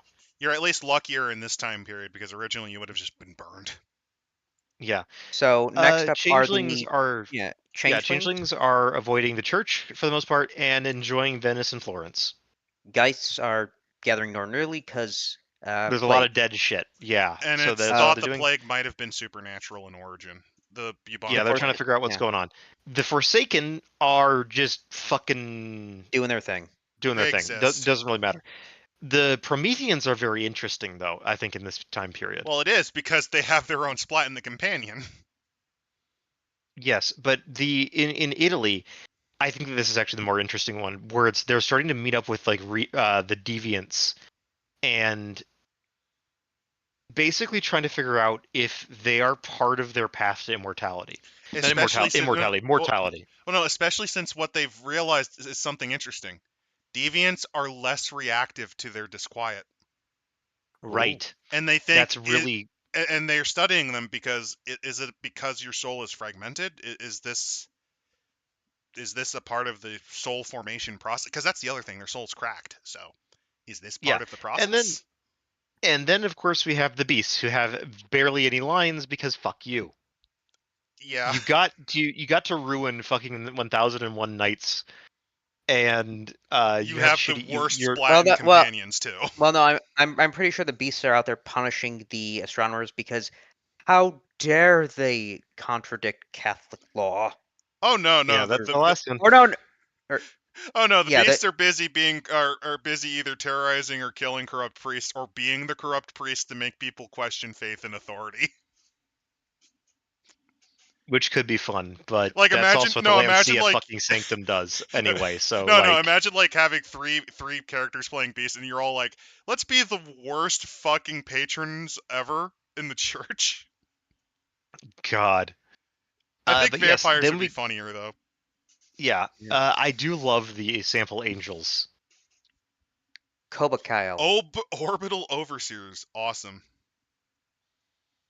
Shepherding of occult resources in space. Imagine being a space foreman. Yeah, like I like the Space War description. now. He's a Space War now. he's a gleaming array of wings, eyes, coils of plasma that writhe and dance through the gaps in the roughly humanoid silver shod armor he wears. Oh yeah, no demons nor angels actually really look humanoid traditionally. That's where Well, the be they don't not look afraid human. comes They'll from. look humanoid, but not like right. It's Which basically be not afraid. basically, I love this is that he's hurling like satellites down to Earth, basically Just that are yeeting made them. out of like bone and flesh and all this other like H.R. Geiger nightmare shit, and then hunting down astronomers who see it. Like That, there's a Call of Cthulhu like villain right fucking there. also, So- straight up, I'm looking at this guy. He might actually fall soon, given how angry he's getting at the Oh war yeah, he's He, made. he yeah, I doesn't can easily see always, that. yeah, he doesn't always kill his targets. He likes to burn their eyes out and leave them to suffer. That's choice. That's individuality. I don't think he's Yeah, fallen yet, but he's getting close. Right. Then we get Minerva, who is an exile forgotten by the God Machine. So did she fall? Hard to know. She was part of the infrastructure structure to set up the Renaissance, essentially. And there's now nothing guiding her but her protocols. Yep. And then I love the last one, who is Fiscari. The Wakener. Albert Fiscari, he's a stigmatic, bent on freeing God. Awesome. His entire thing that he thinks is that he has seen He thinks angels the in God the canals. machine is the Satan machine. Oh, this is great. Yes, Reverse he is. demiurge. He Reverse. is 100% because he believes that the church is chaining down God, which is amazing. Like this image of this ranting mad monk or like merchant that's like talking to be like that he's like he kills like murders priests, defiles infrastructure with their blood, is trying to burn the whole thing down. Like this is a fantastic character to like throw into a demon game of just like oh, that's why stigmatics aren't always okay just to leave alone. Also, keep in mind, he's not just that lethal. The dude's also massively intelligent. He absorbs everything possible so he can do even more damage. Yeah. His He's got a stigmata plan. is literally his blood has metal in it. He even has psychokinesis 3 Yeah. for fire, which I love. He is like He's a fire burning, God saving serial Don't killer. forget his unseen sense. He has the ability to detect a god machine wherever he goes. I know, it's great. He's great. I love this fucking guy. Now on to Now on to the Deviant, which is okay. So- It's okay. the understanding of the occult touched as they were vary throughout the world. Some of them are respected or revered. Some of them are, I guess, hunted or disturbed. So deviants face the stigmas of bodily deformity, disease, and witchcraft. The church regards scars as marks of God's disfavor, proof of secret sins. There's blasphemy as a form of witchcraft, and many deviants face execution for trafficking with demonic forces. So There's here's the thing. In Europe at this time period, deformities were often seen as a sign of God, of you've made offense to God either through your parents punishing them through you, or you yourself were cursed. At least from more superstitious lots. In Italy, because of the Renaissance, sort of early scientific endeavors, like the early modern scientific endeavors, have been a thing, which is great because it allows you to actually find patrons easily. The problem is your unique biology is fascinating to them and they want to be able to recreate that. right. And This is where some of the early conspiracies kind of really come about. yeah, which is interesting. The Old Testament and the New, and then basically there is no shady conspiracy. A lot of it is that you kind of fucked up in a way, like the shit that you have to do to survive. And then there's the theology element of it too. It's a neat setup. It's Yeah. not Like I like the image that they have here of. And I think I like this because it's a way it- to explain that deviants essentially they're renegades. They're called renegades or remade for a reason. They need something to rail against or to fight for, or there's nothing for them anymore and they just fall apart. But also because, let's be honest, a lot of the deviant stuff is superheroes or It's monsters basically created. I want to play created Solid through- Snake, Alma from Fear, and Cyborg all in the same party. It is what Beast tried to do. It's your grab bag. It's basically. what Beast tried to do, but it's actually better. And how do you do it in a setting that doesn't have formalized scientific methods? And in this Yeah. case, you have to you have to look into your occult concepts, like, or you look into, if you're a big fan, you can always look into Hellboy for inspiration. Yeah. Basically, you're going to be usually occult based. Here's my personal favorite one of these is when we're going through the whole talk about is like people forget this. There's actually at this point still a relatively small community of Muslims in Italy. Hmm. They're kind of in the southern parts of Italy around Sicily. There's not a lot of them, but they are there. That's nothing. There's Same. also the Arberesh community. Basically, there's entire parts of South Italy that speak Albanian at this point. Yes, it's weird. There's also Jews. Of course, there's also Protestants who are very much more quiet about their beliefs than in Germany because the church is right fucking there. There's also the And communities among the heel of the boot, which still speak Greek. right, there's a lot of potential outcasts that you can easily see with like the deviants here.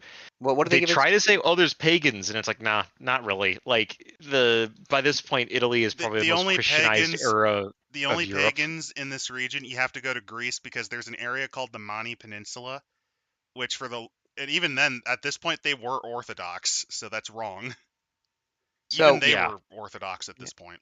so they do bring up Zapata, but they Yep. reference this thing called the Forest of Beasts. So in Barga, there's a nearby forest where um, everyone who's ventured within the forest has encountered the strange animals that live there, hybrids of two different species, such as deer with the ears of a rabbit or ravens with the red wings of rose finches. Few are spotted the animal people, wolves, deer, birds, and more with the Oh stature of no, it's the humans. furry maker. It's Dr. Moreau. Yeah, The or uh, just like the furry bait. One of the two. yeah, I like the trial pit a lot, though. let's see this one. Near the center of the settlement is a 10-foot wide, 100-foot deep pit that resembles a well. Trial pit generates a treble racket like the sound of a thousand-wheeled wagon rolling across a cobblestone road at full gallop. It's Bonazzaro's execution grounds. It's Oh it shit! was infrastructure, But it's been and malfunctioning for it's been centuries. malfunctioning for centuries. And it has infinite little metal spiders that disassemble and rebuild things thrown in there. I'm assuming that means people.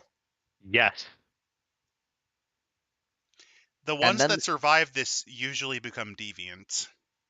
and Which then I there's think is it's fun. I like this one a lot. they bring up It's just yeah, they bring up this conspiracy though, the White Lily. It's a Basically, this is a it's a hunter Franciscan order. conspiracy. Franciscan order, um, that is trying to take care of the disabled, mentally ill. Oh no, this Some, is a deviant conspiracy. yeah. That's a problem I have with the term, is that it because Hunter the Vigil exists, I'm gonna think of conspiracies there rather than conspiracies here. That So bit yeah. of a mistake. this order, after taking care of people, they found that some of them have miraculous abilities. Um, they're not interested in things like flying women or soldiers with impenetrable skin. They are looking for deviants with healing or disease-fighting abilities. Which is what you'd be worried with in So this could be Zapata, because yeah, Zapata has this a could lot of be healers. yeah, they're kind of exploitative, but at the same time it's like you understand uh the nature of this conspiracy is like, oh, it could genuinely be beneficial to a lot of people, but they're still exploiting you.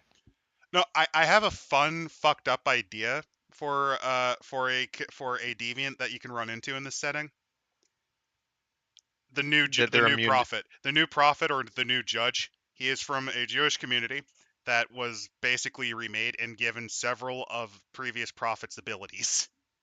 oh, Oh, that would be fun. Like one of well, his I was abilities is thinking. he can transmogrify his staff into different animals. Oh, Yeah. And I like that they then have an interesting character for a example part of this conspiracy, which is an Ethiopian that ended up in Italy. Which hmm. has happened. Hmm This is actually not the most unusual thing. We had Because we did know Ethiopia existed, we didn't have regular communications because of the Ottomans and basically the Nubian region, Sudan collapsed at this point, but there were little statelets that would reform. But along the yeah. coasts, like we're talking era of princes. This is like before the era of princes. This is like I think Ethiopia was still unified at this stage. We knew about it, and it was likely the source of one of many sources for the kingdom of Prester John. Yes, it's also important to note that we did have like regular reports of pilgrims from Ethiopia getting as far as like Iberia. Because they would go They were do Christians. pilgrimage. They would go on There were pilgrimage Yeah, to early they would go Christian on sites. pilgrimages. We have records. People like there's no black people in Europe, and it's like not exactly. There were pilgrims that would go there. There were people that would go there and like that would retire to monasteries in Europe from Ethiopia You on could occasion. have as a big event like for like in the opening event for your chronicle. You're in Rome. You're playing a Hunter the Vigil game. There is a And pilgrimage from other. You could actually have a small company of Ethiopians visiting Rome to visit the site of one of the 5 patriarchates. And yeah, here's an even more fucked up one. And accompanying them is a small team of 10 Saint Malabar Christians, Saint Thomas Apostle Christians of Malabar's church in India. yeah, Oh, very possible. Again, this is one of the earliest periods where the world is really starting to truly globalize because trade is really picking up between continents due to the discovery of, well, more accurately, the institutionalizing of various routes around like the Horn of India by the Portuguese, You not the could Horn of India, the Horn of legitimately, Africa, you could and have, the you could have a small trading expedition funded by oh, a yeah. Oh, Japanese daimyo who converted to oh no. Christianity. Oh, and on top of that, throw in You could. It'd be I, legit. I was thinking throw in like Native Americans. also Like They were yes, brought. you Several probably converted and did visit. Yes. yes. So there is people go like, well, how do we have a diverse character in this setting or whatever? Fucking, it's like Italy may not be the best place for it in these times periods, but it's still one of the better spots it's for it. one of the more diverse areas of Europe. Like I would argue the only one possibly more diverse in this period would be Constantinople, and that's It really kind is. of a toss up. Like Italy is, I would say, the third most diverse possible place, because not only did you have a variety of locals, but you also have a lot of traders here. Uh, but like, what is this guy doing here? Well, you see, he was a West African slave brought on by a Barbary pirate who got him off the coast of West Africa. West Africa, who then was rescued by I don't know, like the Knights of St. John, and then he ended up in And that's why he's able to speak Rome. both Turkish and Maltese as well as Italian. Turkish, Maltese, and Italian, and then his native language. So he's like a multilingual translator that works for like the local church, or like is a monk now, or whatever. Like there are probably people like that existed historically that we just don't know about because their stories were not really written down. Wait, who's this guy? Oh yeah, that's Thomas. He comes That's from Thomas. He comes from the Kingdom of the Congo. Their king converted to Christianity a while back, and he wanted to visit the site of the Pope. He wanted to actually go on Yeah. pilgrimage. Yeah, like there's a lot of that sort of shit where you could easily bring in a character or bring in a Why is the samurai here? Oh, he was a retainer of there was a Japanese trade delegation 10 years ago by one of the converted daimyos. Well, that one of would the actually be a sympathetic really fun daimyos. hunter crossover. Is you can bring in one of the conspiracies over from Japan in with like the Maleficarum because it's a Christian random like fucking Japanese Christian that's now in okay, there, but he's also like demon blooded I've, or whatever the fuck. I've got the hunter group then. It's an Italian, Japanese samurai.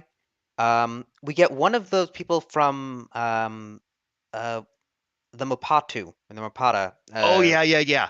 And then we get like a You get a member descendant from the descendant Algonquin of the tribes. Inca.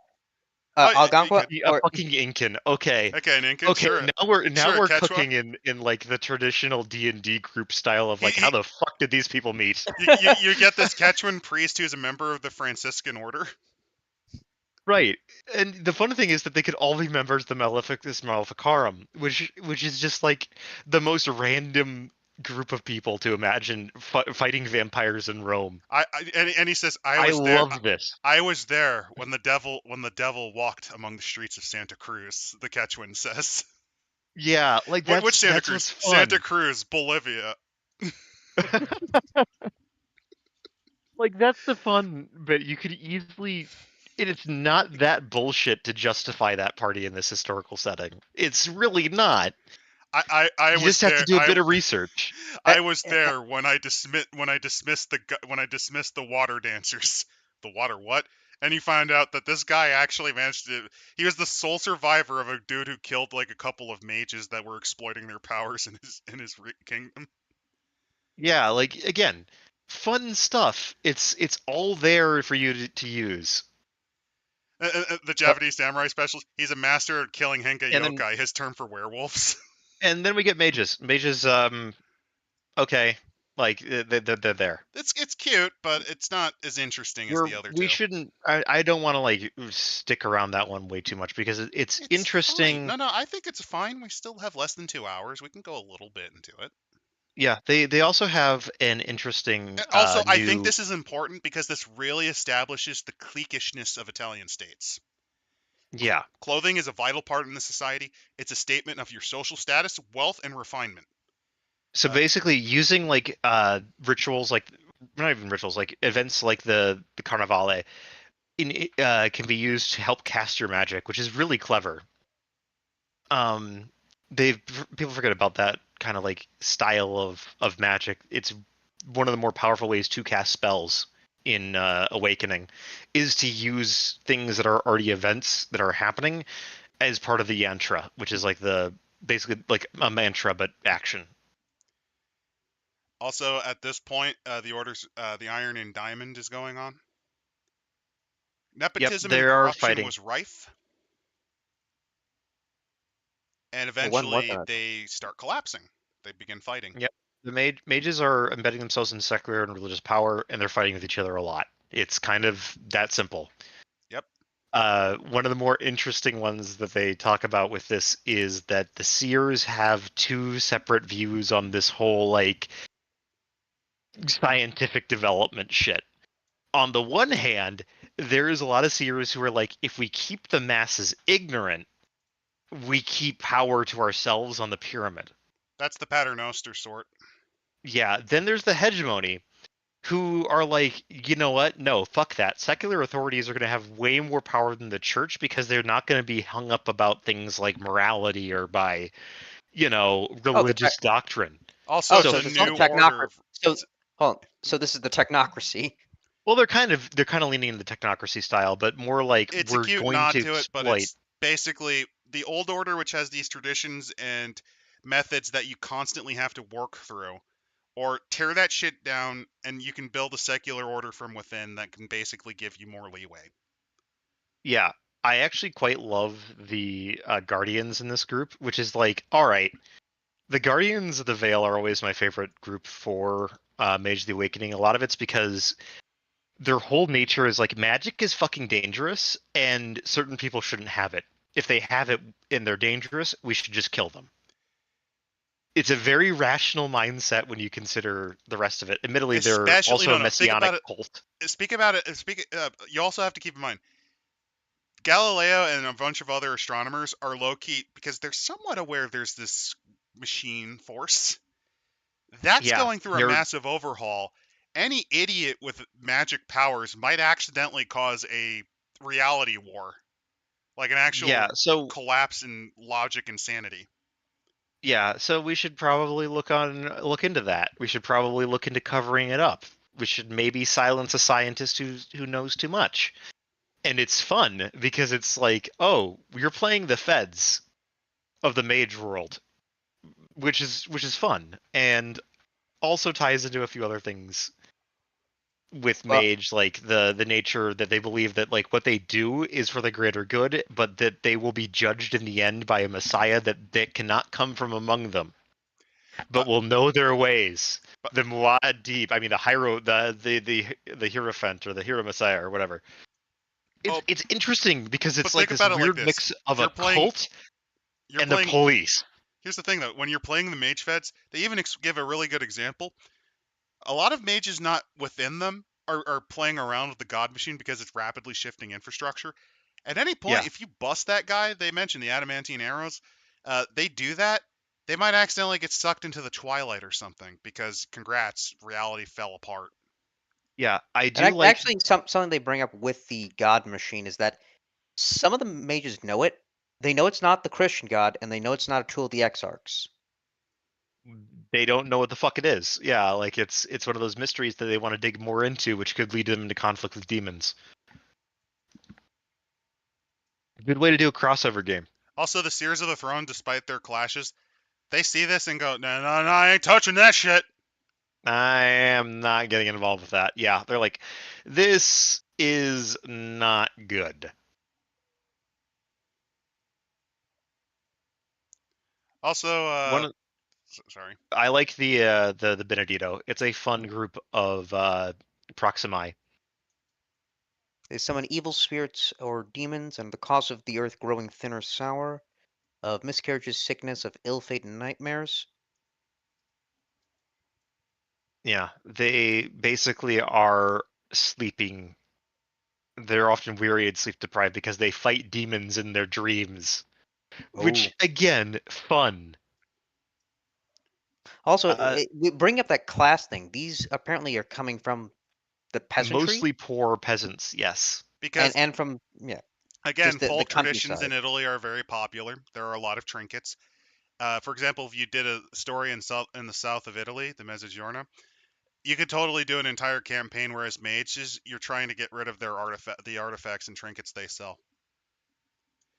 Or Yeah, alternatively, you bust one of the Benedetto, and you find out that the trinket they're selling is authentic, but it's laced with some power you don't understand, and it leads you to an old abandoned spring that was allegedly blessed by insert 7th century Italian saint. Saint, yeah. And instead But you see it, instead of giving water, it literally ejects ethanol.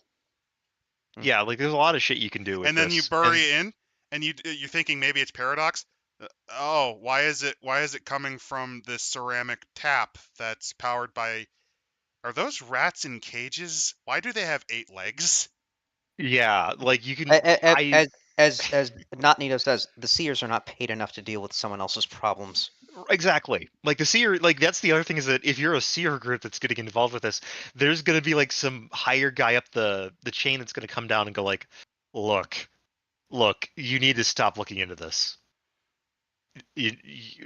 Which if you're mages, you, You're no, you're you're going to likely look to into it more. dismiss it. Yeah. No, and then what happens? The faceless multi-winged abomination rides down from the sky, arms Trying to blazing with kill you and burn fire. out your eyes. Yeah.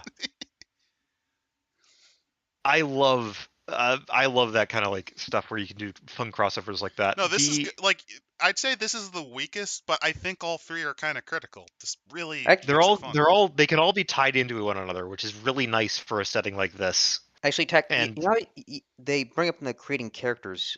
You know how you're talking about the uh, bringing people from different parts of the world? They straight up yeah, say that Ottoman African characters can reach Italy via the Mediterranean. might be drawn Uh, there by either mercantile or academic concerns. There's a lot of things you can do. They talk about how most of them are probably going to be Italian, but it's very easy to have characters from further afield come to Italy because there's a lot of reasons to go to Italy, Especially if they're part of the Catholic Church. especially if they're part of the church. The other stuff that they talk about is with how do you make a demon? Well, focus on their primary cover and realize that it's going to be in flux. It's not going to be great. The awakened depends on what their current status like is going to be interesting because they can definitely rise the ranks using magic. And I do love that they talk about the Remade basically often being the peasants of Italy or the slaves or whatever else that are The forcing others, so to change. speak. Yeah, the others, Like which is a like fun for way to look at it. example, I don't know what their population was, but if this was a little bit further north, if you had them being Romani, I'd believe it. Yeah. They also then take a note of like group together like the awake. No one is an island. The awakened and the unchained are certainly not, and renegades even less so. So there's going to be some groups of mixed players, and Which that's that okay. sounds fun. oh, Right, and they basically give you suggestions on how to keep everyone together, which I think is important for any multi-splat game, which is you're all clergymen. Okay, Yes, one might be a Unchained demon, but he's still relatively a decent Catholic, I no, guess. I have a fun one. So you get your Quechua hunter. You Oh get no, I just you realized get you your can just demon make the lawyer. You get your demon lawyer priest, and you get your unchained Franciscan. You get your unchained Jesuit healer, who basically gained the ability to heal after a horrible, dire experiment. the Can we have the renegade, hold yeah. on? Can we have the? I was gonna say, can we have the samurai guy be the Yeah, Unchained? with the samurai mage who Or just the like stepped through space because he wanted to go see Rome. He The doesn't samurai speak any mage. Italian. No, no, the He just samurai mage reads your mind. appears, and he He just basically says, "I went here on pilgrimage. Now, I go Yeah, now." I am on big pilgrimage now. You will teach me Italian. I know speak Italian, I read your mind. I learn. This is an Because that's amazing. what mestizos do. Like if there's like a Japanese mestizos who like used an artifact to get to Rome using space magic, sure, that sounds like a fun NPC if nothing else. Like a memorable one too, because he's just like he's obviously part of that weird like weeb sword tradition that like I am the unchained sword, I shall cut through 1,000 foes or whatever the fuck else. Which is really funny and edgy, but like having that guy in Rome for like the most obscure reason of I'm on pilgrimage, but I'm basically just Virgil from Devil May Cry. Or alternatively, if you make him the renegade, it's basically, here's my concept: the sword itself is slowly eating his soul because Yeah, why not? it is the nexal point. Yeah, and then they even talk about like how to make conflict within the group not suck, which is that the overall goal is important, but they might stab each other in the back along the way. Or the knives out group, which is that all of them will be fighting together and trying to help each other. But it's important to know what you're going through first because it could be an academic game where it's literally the one that needs to publish the paper on the stars. So, well, only one person's name can be on that. So, sorry, Jim, I'm gonna have to shove you into the mouth of this eldritch abomination. Which could lead, or alternatively, it leads to the comical thing of let's say it's the hunter, the hunter, and then you have the demon. The demon actually has to use his lawyering powers to steal the work because he wants to basically be the one, like, it was my cover that destroyed that god machine infrastructure, not yours. Right. Again, there's a lot of options for this. I think this is a solid setting just because it does talk about This is a all of fun one. this. And it's like, do you want to do a multi-splat? Here's a reason and way to do a multi-splat game that doesn't sound like convoluted. No, think about it like this. So we have you have to have your Japanese mage team up with the demon to make an ethereal rocket to get to the outer space teardrop heaven machine to to basically either sabotage it or get more details so that you can exactly know what to look for next. a Japanese mage and a Catholic demon lawyer walk into a bar. Yeah, like, It- yeah, I think that is a completely valid way to run a game like this is where you go into the weird gonzo shit a little bit because it's like you've You got have that opportunity. you have to fight basically servitor drones that the angel unleashes on an orbital platform that was designed to essentially monitor the ley line movements in Italy. no, I got. Right. He's defeating the drones by deflecting them with his sword. No, he legitimately uses the power, uses one of his spheres to learn how to cut atoms with his sword, like the fucking, like the fucking Redguard did.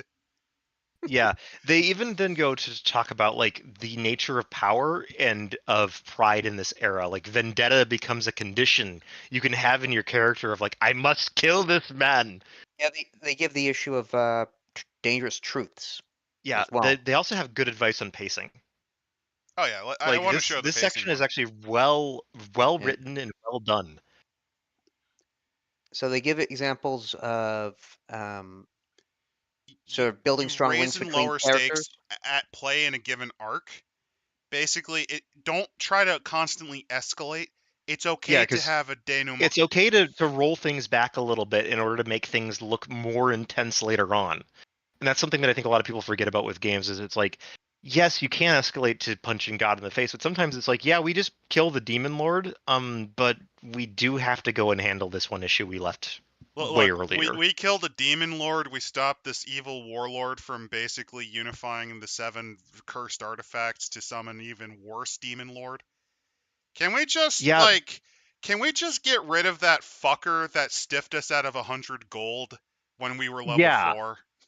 yeah. Like that's the thing as a good GM, you should be like, yeah, you've got that power to do so. Go do that, and then that leads to further complications because that guy that stiff you for money is a loan shark that's then connected to a larger criminal conspiracy or so or whatever else. But it's a lower stakes campaign compared to saving the world. This is more like we want our fucking money back. Yeah, like destroying the orbital platform thing, that's like a capstone. Before then, it's something as simple as you basically have to stop Venetian bum fights in an arena Yeah, due to a corrupt merchant basically bringing in slaves and forcibly augmenting them with the help of with his like yeah, like renegade stuff. alchemist buddy.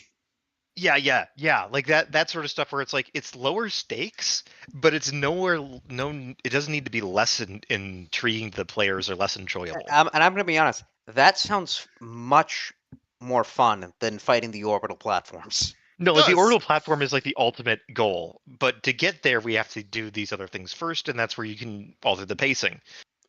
Hey, let's find out where you got your healing powers from. Let's go back to the Saint Village, and you find out that actually the Saint is still, I don't know, dormant and alive, and it's like an experiment to try to give immortality via a staked Lanctia ad Sanctum guy. Yeah, why not? Like go nuts, go Gonzo with this setting because honestly, I think that's where you're gonna get the most fun and enjoyment out of this. Is like it's early modern, so go a little wacky, go a little wild, go a little mad science and like hidden mechanisms behind clockwork doors and You run marionettes into and a weird shit like stigmatic. that. You run into a stigmatic who is absolutely lost his mind over heliocentrism being accepted at all. Yeah, because So obviously the Earth, and he's got the proof. He's got the mathematical proof that works, and you need to figure out what the fuck sort of plan the God Machine has to try to make the Earth the center of the universe. Because it might be trying to do that. or Like, and it could lead to either that could either lead to the orbital platform, or it could be a false lead and the guy's just a crazy stigmatic and he's just angry because he saw the proofing and basically the guy that he got the info from had evidence of an occultic ritual thing that was in the stars. yeah, He looked at it and became stigmatic. right. Like, there's a lot of ways you can play this setting out, and I think that it's surprisingly well thought out for having 3 separate splats in it. Oh, it's so fun. I think That's what that's the thing. Like, this is one of the few times where I'm like, okay, they all play into each other in very interesting ways. Oh, here's a fun one. A demon actually guising around in their Unchained form, but as disguised as a plague doctor. Yeah, Ooh. As Squawker was saying, one of the best parts of Onyx Path is this generic advice that they have. Yeah, because most books don't really like they try to assume that you either know it or they're just not good at building up on it. yeah. And then I do like their conditions that they add here, which are like vendetta. Okay, a mechanical rule for playing an Italian street gang. Well, not only that, but Fun. no, you don't understand. Vendettas traditionally they'll end in one of two ways. Either you have to get a direct higher up like like a higher priest or like the authority of the land, A local lord or whatever the fuck. or it Yeah, ends in the entire death of one of the families. yeah. Then they even talk about you catching the plague, which is great. No, here's the best part for the vendetta thing. Okay, imagine this is your opening arc. You have to resolve your vendetta issue because the guy is working with like low-level scumbag, right? He's Yeah, working loosely with the guy setting up the bum fights in Venice.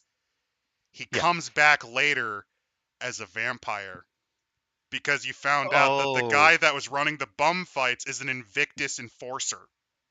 right. Or Oh, like that's a way you can escalate the stakes back up again if it's feeling too low. And Like, and you can even have him say, I'll haunt you until you die."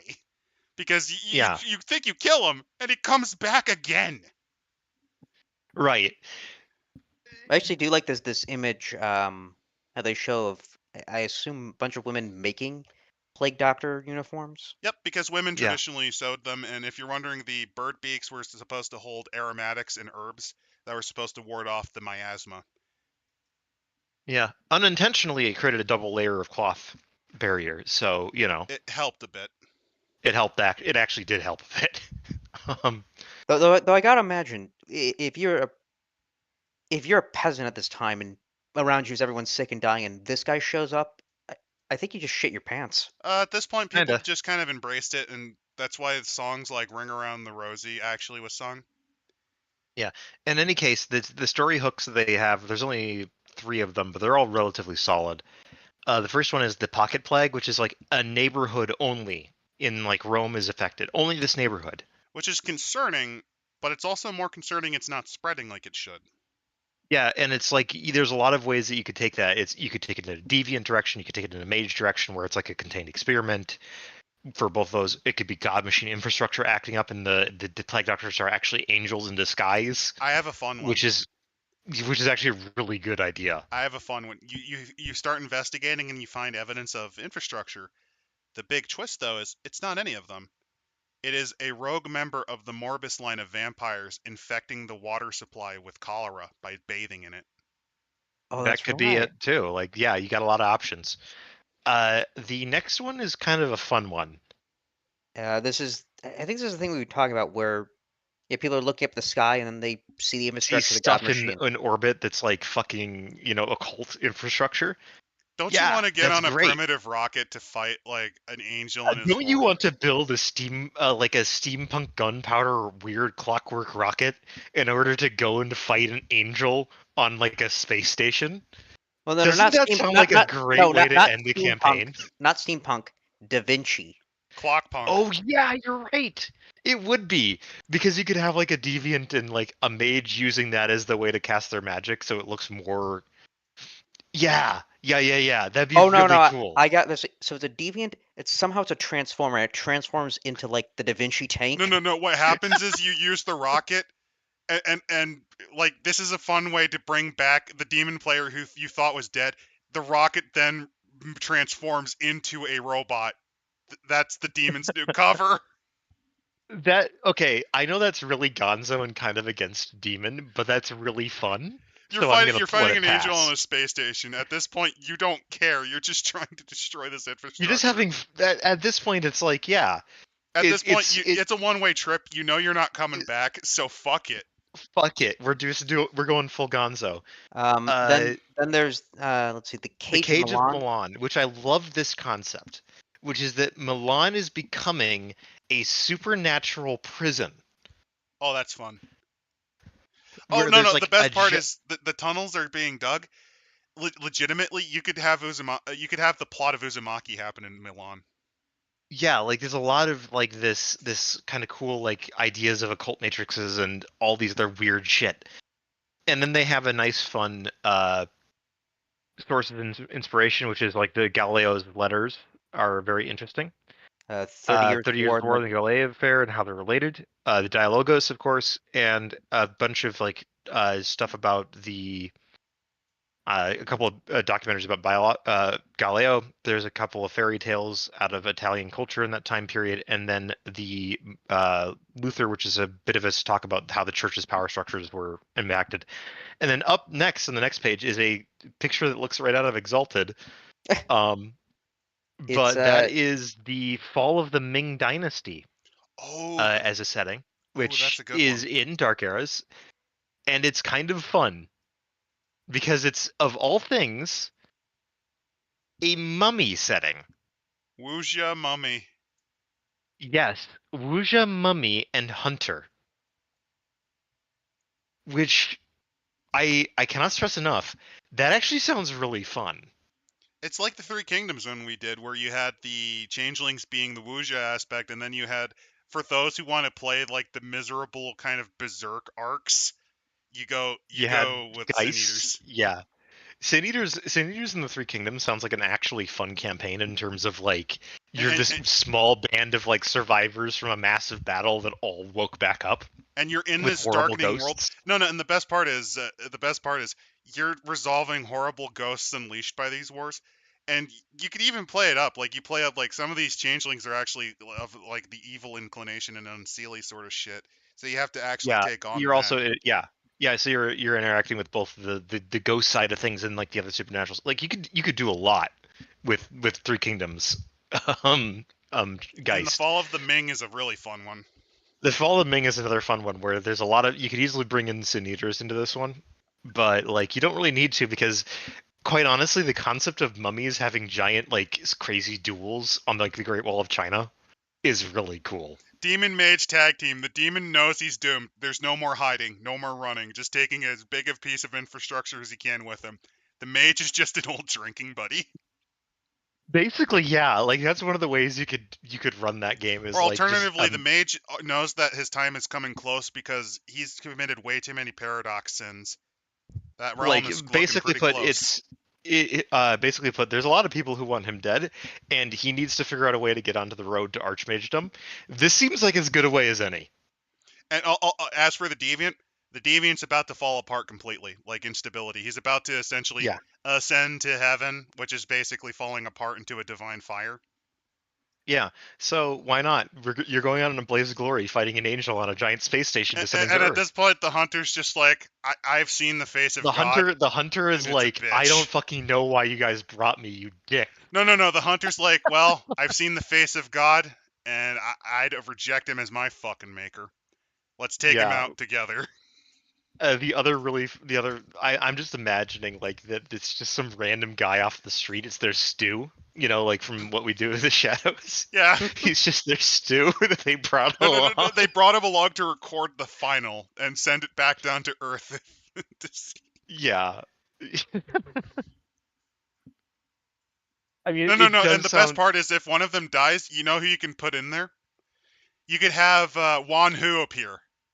The Chinese man who put a throne full of fucking rockets. Yes, that guy. He could appear because I think he also blew himself up at around that time. That's amazing. He was really an active infrastructure to get a man into space that was required for an occult ritual. You free him, and he's an emergency character on the space station you can dig up if one of your players dies. Yeah, just some random Chinese guy who doesn't speak the language at all, and he's just really confused by what's going on. He's got a shit ton of fireworks. Yeah. and by his ancestors, he's gonna use them. He would use them, yeah. Anyway, what would you rate this chapter overall? Very solid, good, personally. Yeah, I would give it a good or an excellent. Like it is very well constructed as like I was kind of cringing at first, and then they did go into yes, Galileo is a complete fucking asshole. And like the other kind of details of history that kind of get overlooked and overshadowed. I do like that they gave you the option of like, yes, Italy in this time period is much more than just a bunch of people going, hey, gabagool, pasta. And there's a lot of trade going on. Was the God Machine redoing infrastructure? Because yeah, so much you of didn't it think was of that. in the cosmos. No, I didn't. Yeah, you didn't think of that, where it's like, where would the God Machine hide infrastructure? Out of sight.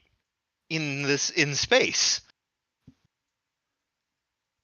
And as people start looking into the stars more, that becomes a problem.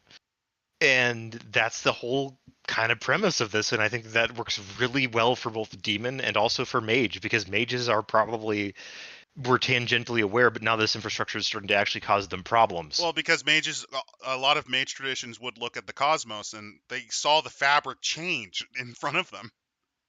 Right. And then renegades are just kind of there. They seem like they're just there, but I think they actually add like a fun third point of view to this massive change in society. They do, but I honestly would have preferred Prometheans here. Prometheans would have been that's better. my love for Prometheans. Prometheans would have been better, but the way I think of it is, it's the dawn of the conspiracy and the end of the curse from God. Right. That's the way I see it. So it's like the first time that renegades are really truly renegades. which is an interesting way to look at it and an interesting way to play it. I'll Yeah, give you that I'd one. rate this as a solid to high good. The only reason I can't rate it an amazing is, as Squirrel Killer mentioned, because I was looking at chat, I think Mage is merely good, and it's enough of a downgrade that I can't quite put it over the hump. Yeah, Mages. The thing about like the demon section's excellent. It My- is fantastic. It is my favorite demon one. I actually like it over the Constantinople one. Really. Is it because of the whole like orbital It station blew fist my fighting fucking god? mind. No, it just blew my fucking mind because I never would have thought of that. Yeah. When I think of world, I don't usually think of stuff like that. So that was just, and on It top of opened your that, you mind to a whole new idea of what you can do with demon. and it also plays with cosmological horror, which is one of my favorite things. Like I love that Like the sort of, color out of space and all that. Yeah. Like the yeah. color out of space, you could do that in demon as like it's a literally a god machine No, I would infrastructure do it as project a to purge an Mortals area. game. It was a Mortals game, and you're in a small village on the outskirts, like on the borderline of a state called And Santa something Tommaso. falls from the sky. Something falls from the sky, and it leaks colors not seen before by the eyes of man. It is a piece of the firmament, perhaps, Yeah. or perhaps a pit to hell, for people have disappeared, and all they see are wings of white and an eyeless face. Right. It's fun. And You can you do are a lot just of stuff with that. mortal villagers having to deal with that. Basically Oh, a hunter's game without any of the cool powers. No, and oh, it culminates in one of two things: either you're fucking processed, you talk to an inquisitor, you manage to get an inquisitor on site, and welcome to the Malleus Maleficarium, boys. Welcome to the Maleficarium, and it's a start to a good hunter campaign. Or your exposure to the color remakes you. It remakes you. It turns you into a deviant. It could turn you into a stigmatic as well. That too. See, that's the thing I love about the demon one, because I know about infrastructure. Constantinople and the other ones kind of really describe that, but just describing that possibility is mind-blowing. Because imagine Bronze Age you mentioned it, Bronze Age demon, where you have where you have in the sky basically small asteroids that are pure infrastructure. Right. I mentioned that as a thing with Bronze Age Demon is like the whole Anunnaki shit. You can use that in Bronze Age Demon as like a thing that the God Machine was doing. Of like, why are these legends of sky people? It's because the God Machine is using angels to experiment on things and do things that are Oh, weird and here's wonky. a fun one. You can also do a stigmatics, like they are the Atlanteans because they were in the spire Right. managing the pumps. But then you have the opposition where the mages go, no, you were not. Because Right. we recreated Atlantis on this island. It's a And yeah, second there's Atlantis. yeah, there's ways to play around with also like I do dislike the idea that the God Machine and the Exarchs are kind of not linked because I feel that it's a really good way to play around with the concept that there are forces in reality and the God Machine is merely one of them, but they kind of don't make them interact, which I think is a missed opportunity. You could have them be different parts of a universal construction, where the Exarchs represent a kind of almost a will, while the God Machine God represents Machine is the body no, and the action, it's the the headless variability, God. it's the The statistic. yeah, like again, I just kind of like the Exarchs as like a concept in terms of how they're portrayed in Awakening and how they relate to the rest of it. There's I a think it's reason really I've fun. compared them to the 44 judges of the Duat, low-key. Right. Yeah, like they're good. They're useful. You can use them as that. You can use them as the detached AI to the God Machine, perhaps. Or the yeah. Ascension broke the machinery that they used. Like, the God Machine is the broken machinery that led to That they that. use to ascend to be the Exarchs and oh, then doom It the is rest of the reality to oh. fall. It is the Tower of Babel. It is the Atlantis underwater. Though I do like the idea of there's all these different sort of cosmological understandings of the world, and they all exist despite possibly conflicting. And in the case of Well, Mummy, they do. Because they were, they are, they will be, they never were, and they never will be. That's the other thing that we didn't see mentioned here. Mummy in this time period would be really weird. Well, they're saving that for the fall of the Ming, of Great Ming. Yeah, that's, mind you, that is almost concurrent with this. So yeah, Da Ming, which is actually the term for them. Da Ming. Great Ming. Yep. So yeah, this was a very excellent book. I actually feel like I do like the Prometheans one. That one's pretty good too. But I think you guys got the slightly better deal out of this one. Because it's more varied and you can do some really fun wackadoo concepts. Again, just go full gonzo with this. I recommend doing that with World of Darkness games at least once in a while, because it is depressing to have like, oh, I'm an emo thing of a vampire I can never love or whatever the fuck. Hey It's occasionally Antonio, fun just to have we're total. going to fight the blues in the streets of Milan. Do you want to join me? Sure. Oh no, Yeah, it's Giorno. And Giorno's like this big hulking brute. You stab him, his wounds heal damn near instantly. right. Like that's kind of the idea I And had and you behind that, low because key discover it's that, fun. oh shit, Giorno's a ghoul. Giorno's either a ghoul or an actual fucking vampire, because he's only around at night and nobody kind of knows that because he's a big street And you fighter can and play drinker. that up. And then you find out about the bum fights, and you find your new friend who's basically the doctor of the doctor in the bum fights, like the the homeless fights, and he's using his powers to heal. And you find out that he has like a variety of burn scars on his body, Oh, which and he's he's also on the run from a group of monks that want him for his Franciscan healing monk. powers. Yeah, Yeah, because he's been given a gift from God to heal the sick, and he is denying his divine calling.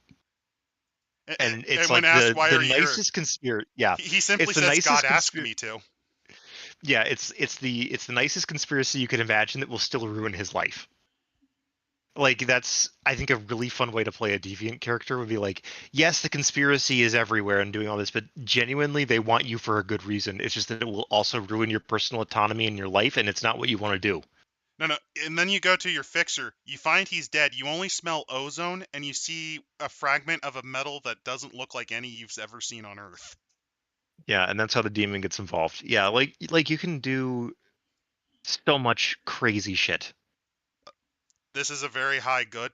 I really do like the setting. Yeah, this might be recency bias, but that's the thing about Chronicles of Darkness. They've been pretty consistently good with their settings. Yeah, Dark Eras is arguably one of the largest labors of love done for like a urban fantasy, modern fantasy setting. So with that in mind, I think as for what we're going to cover next week, I did link to both Dark Eras Companion and Dark Eras 2. You can get them in Drive-Thru RPG on the description. But Yep. as for next week, there's a couple options. We could always cover the Prometheans half, or we could cover, because unfortunately, found in a dumpster somewhere, there's the Tomb Raider RPG. Wait, that Oh, got an RPG? Yeah, Oh, it's new. it's new? yeah, What? it's really terrible too.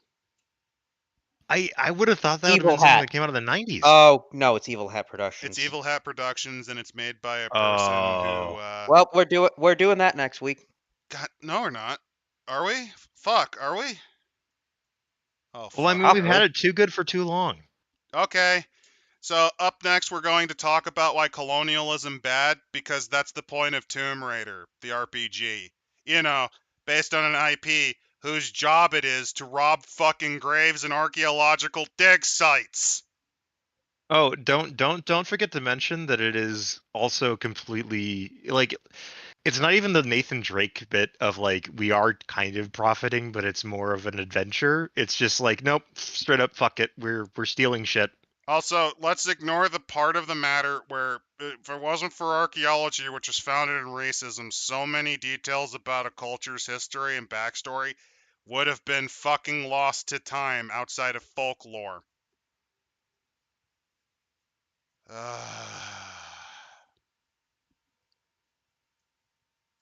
Oh knows? god, I'm Maybe if already we're lucky, it'll be too boring to actually read, because That's true.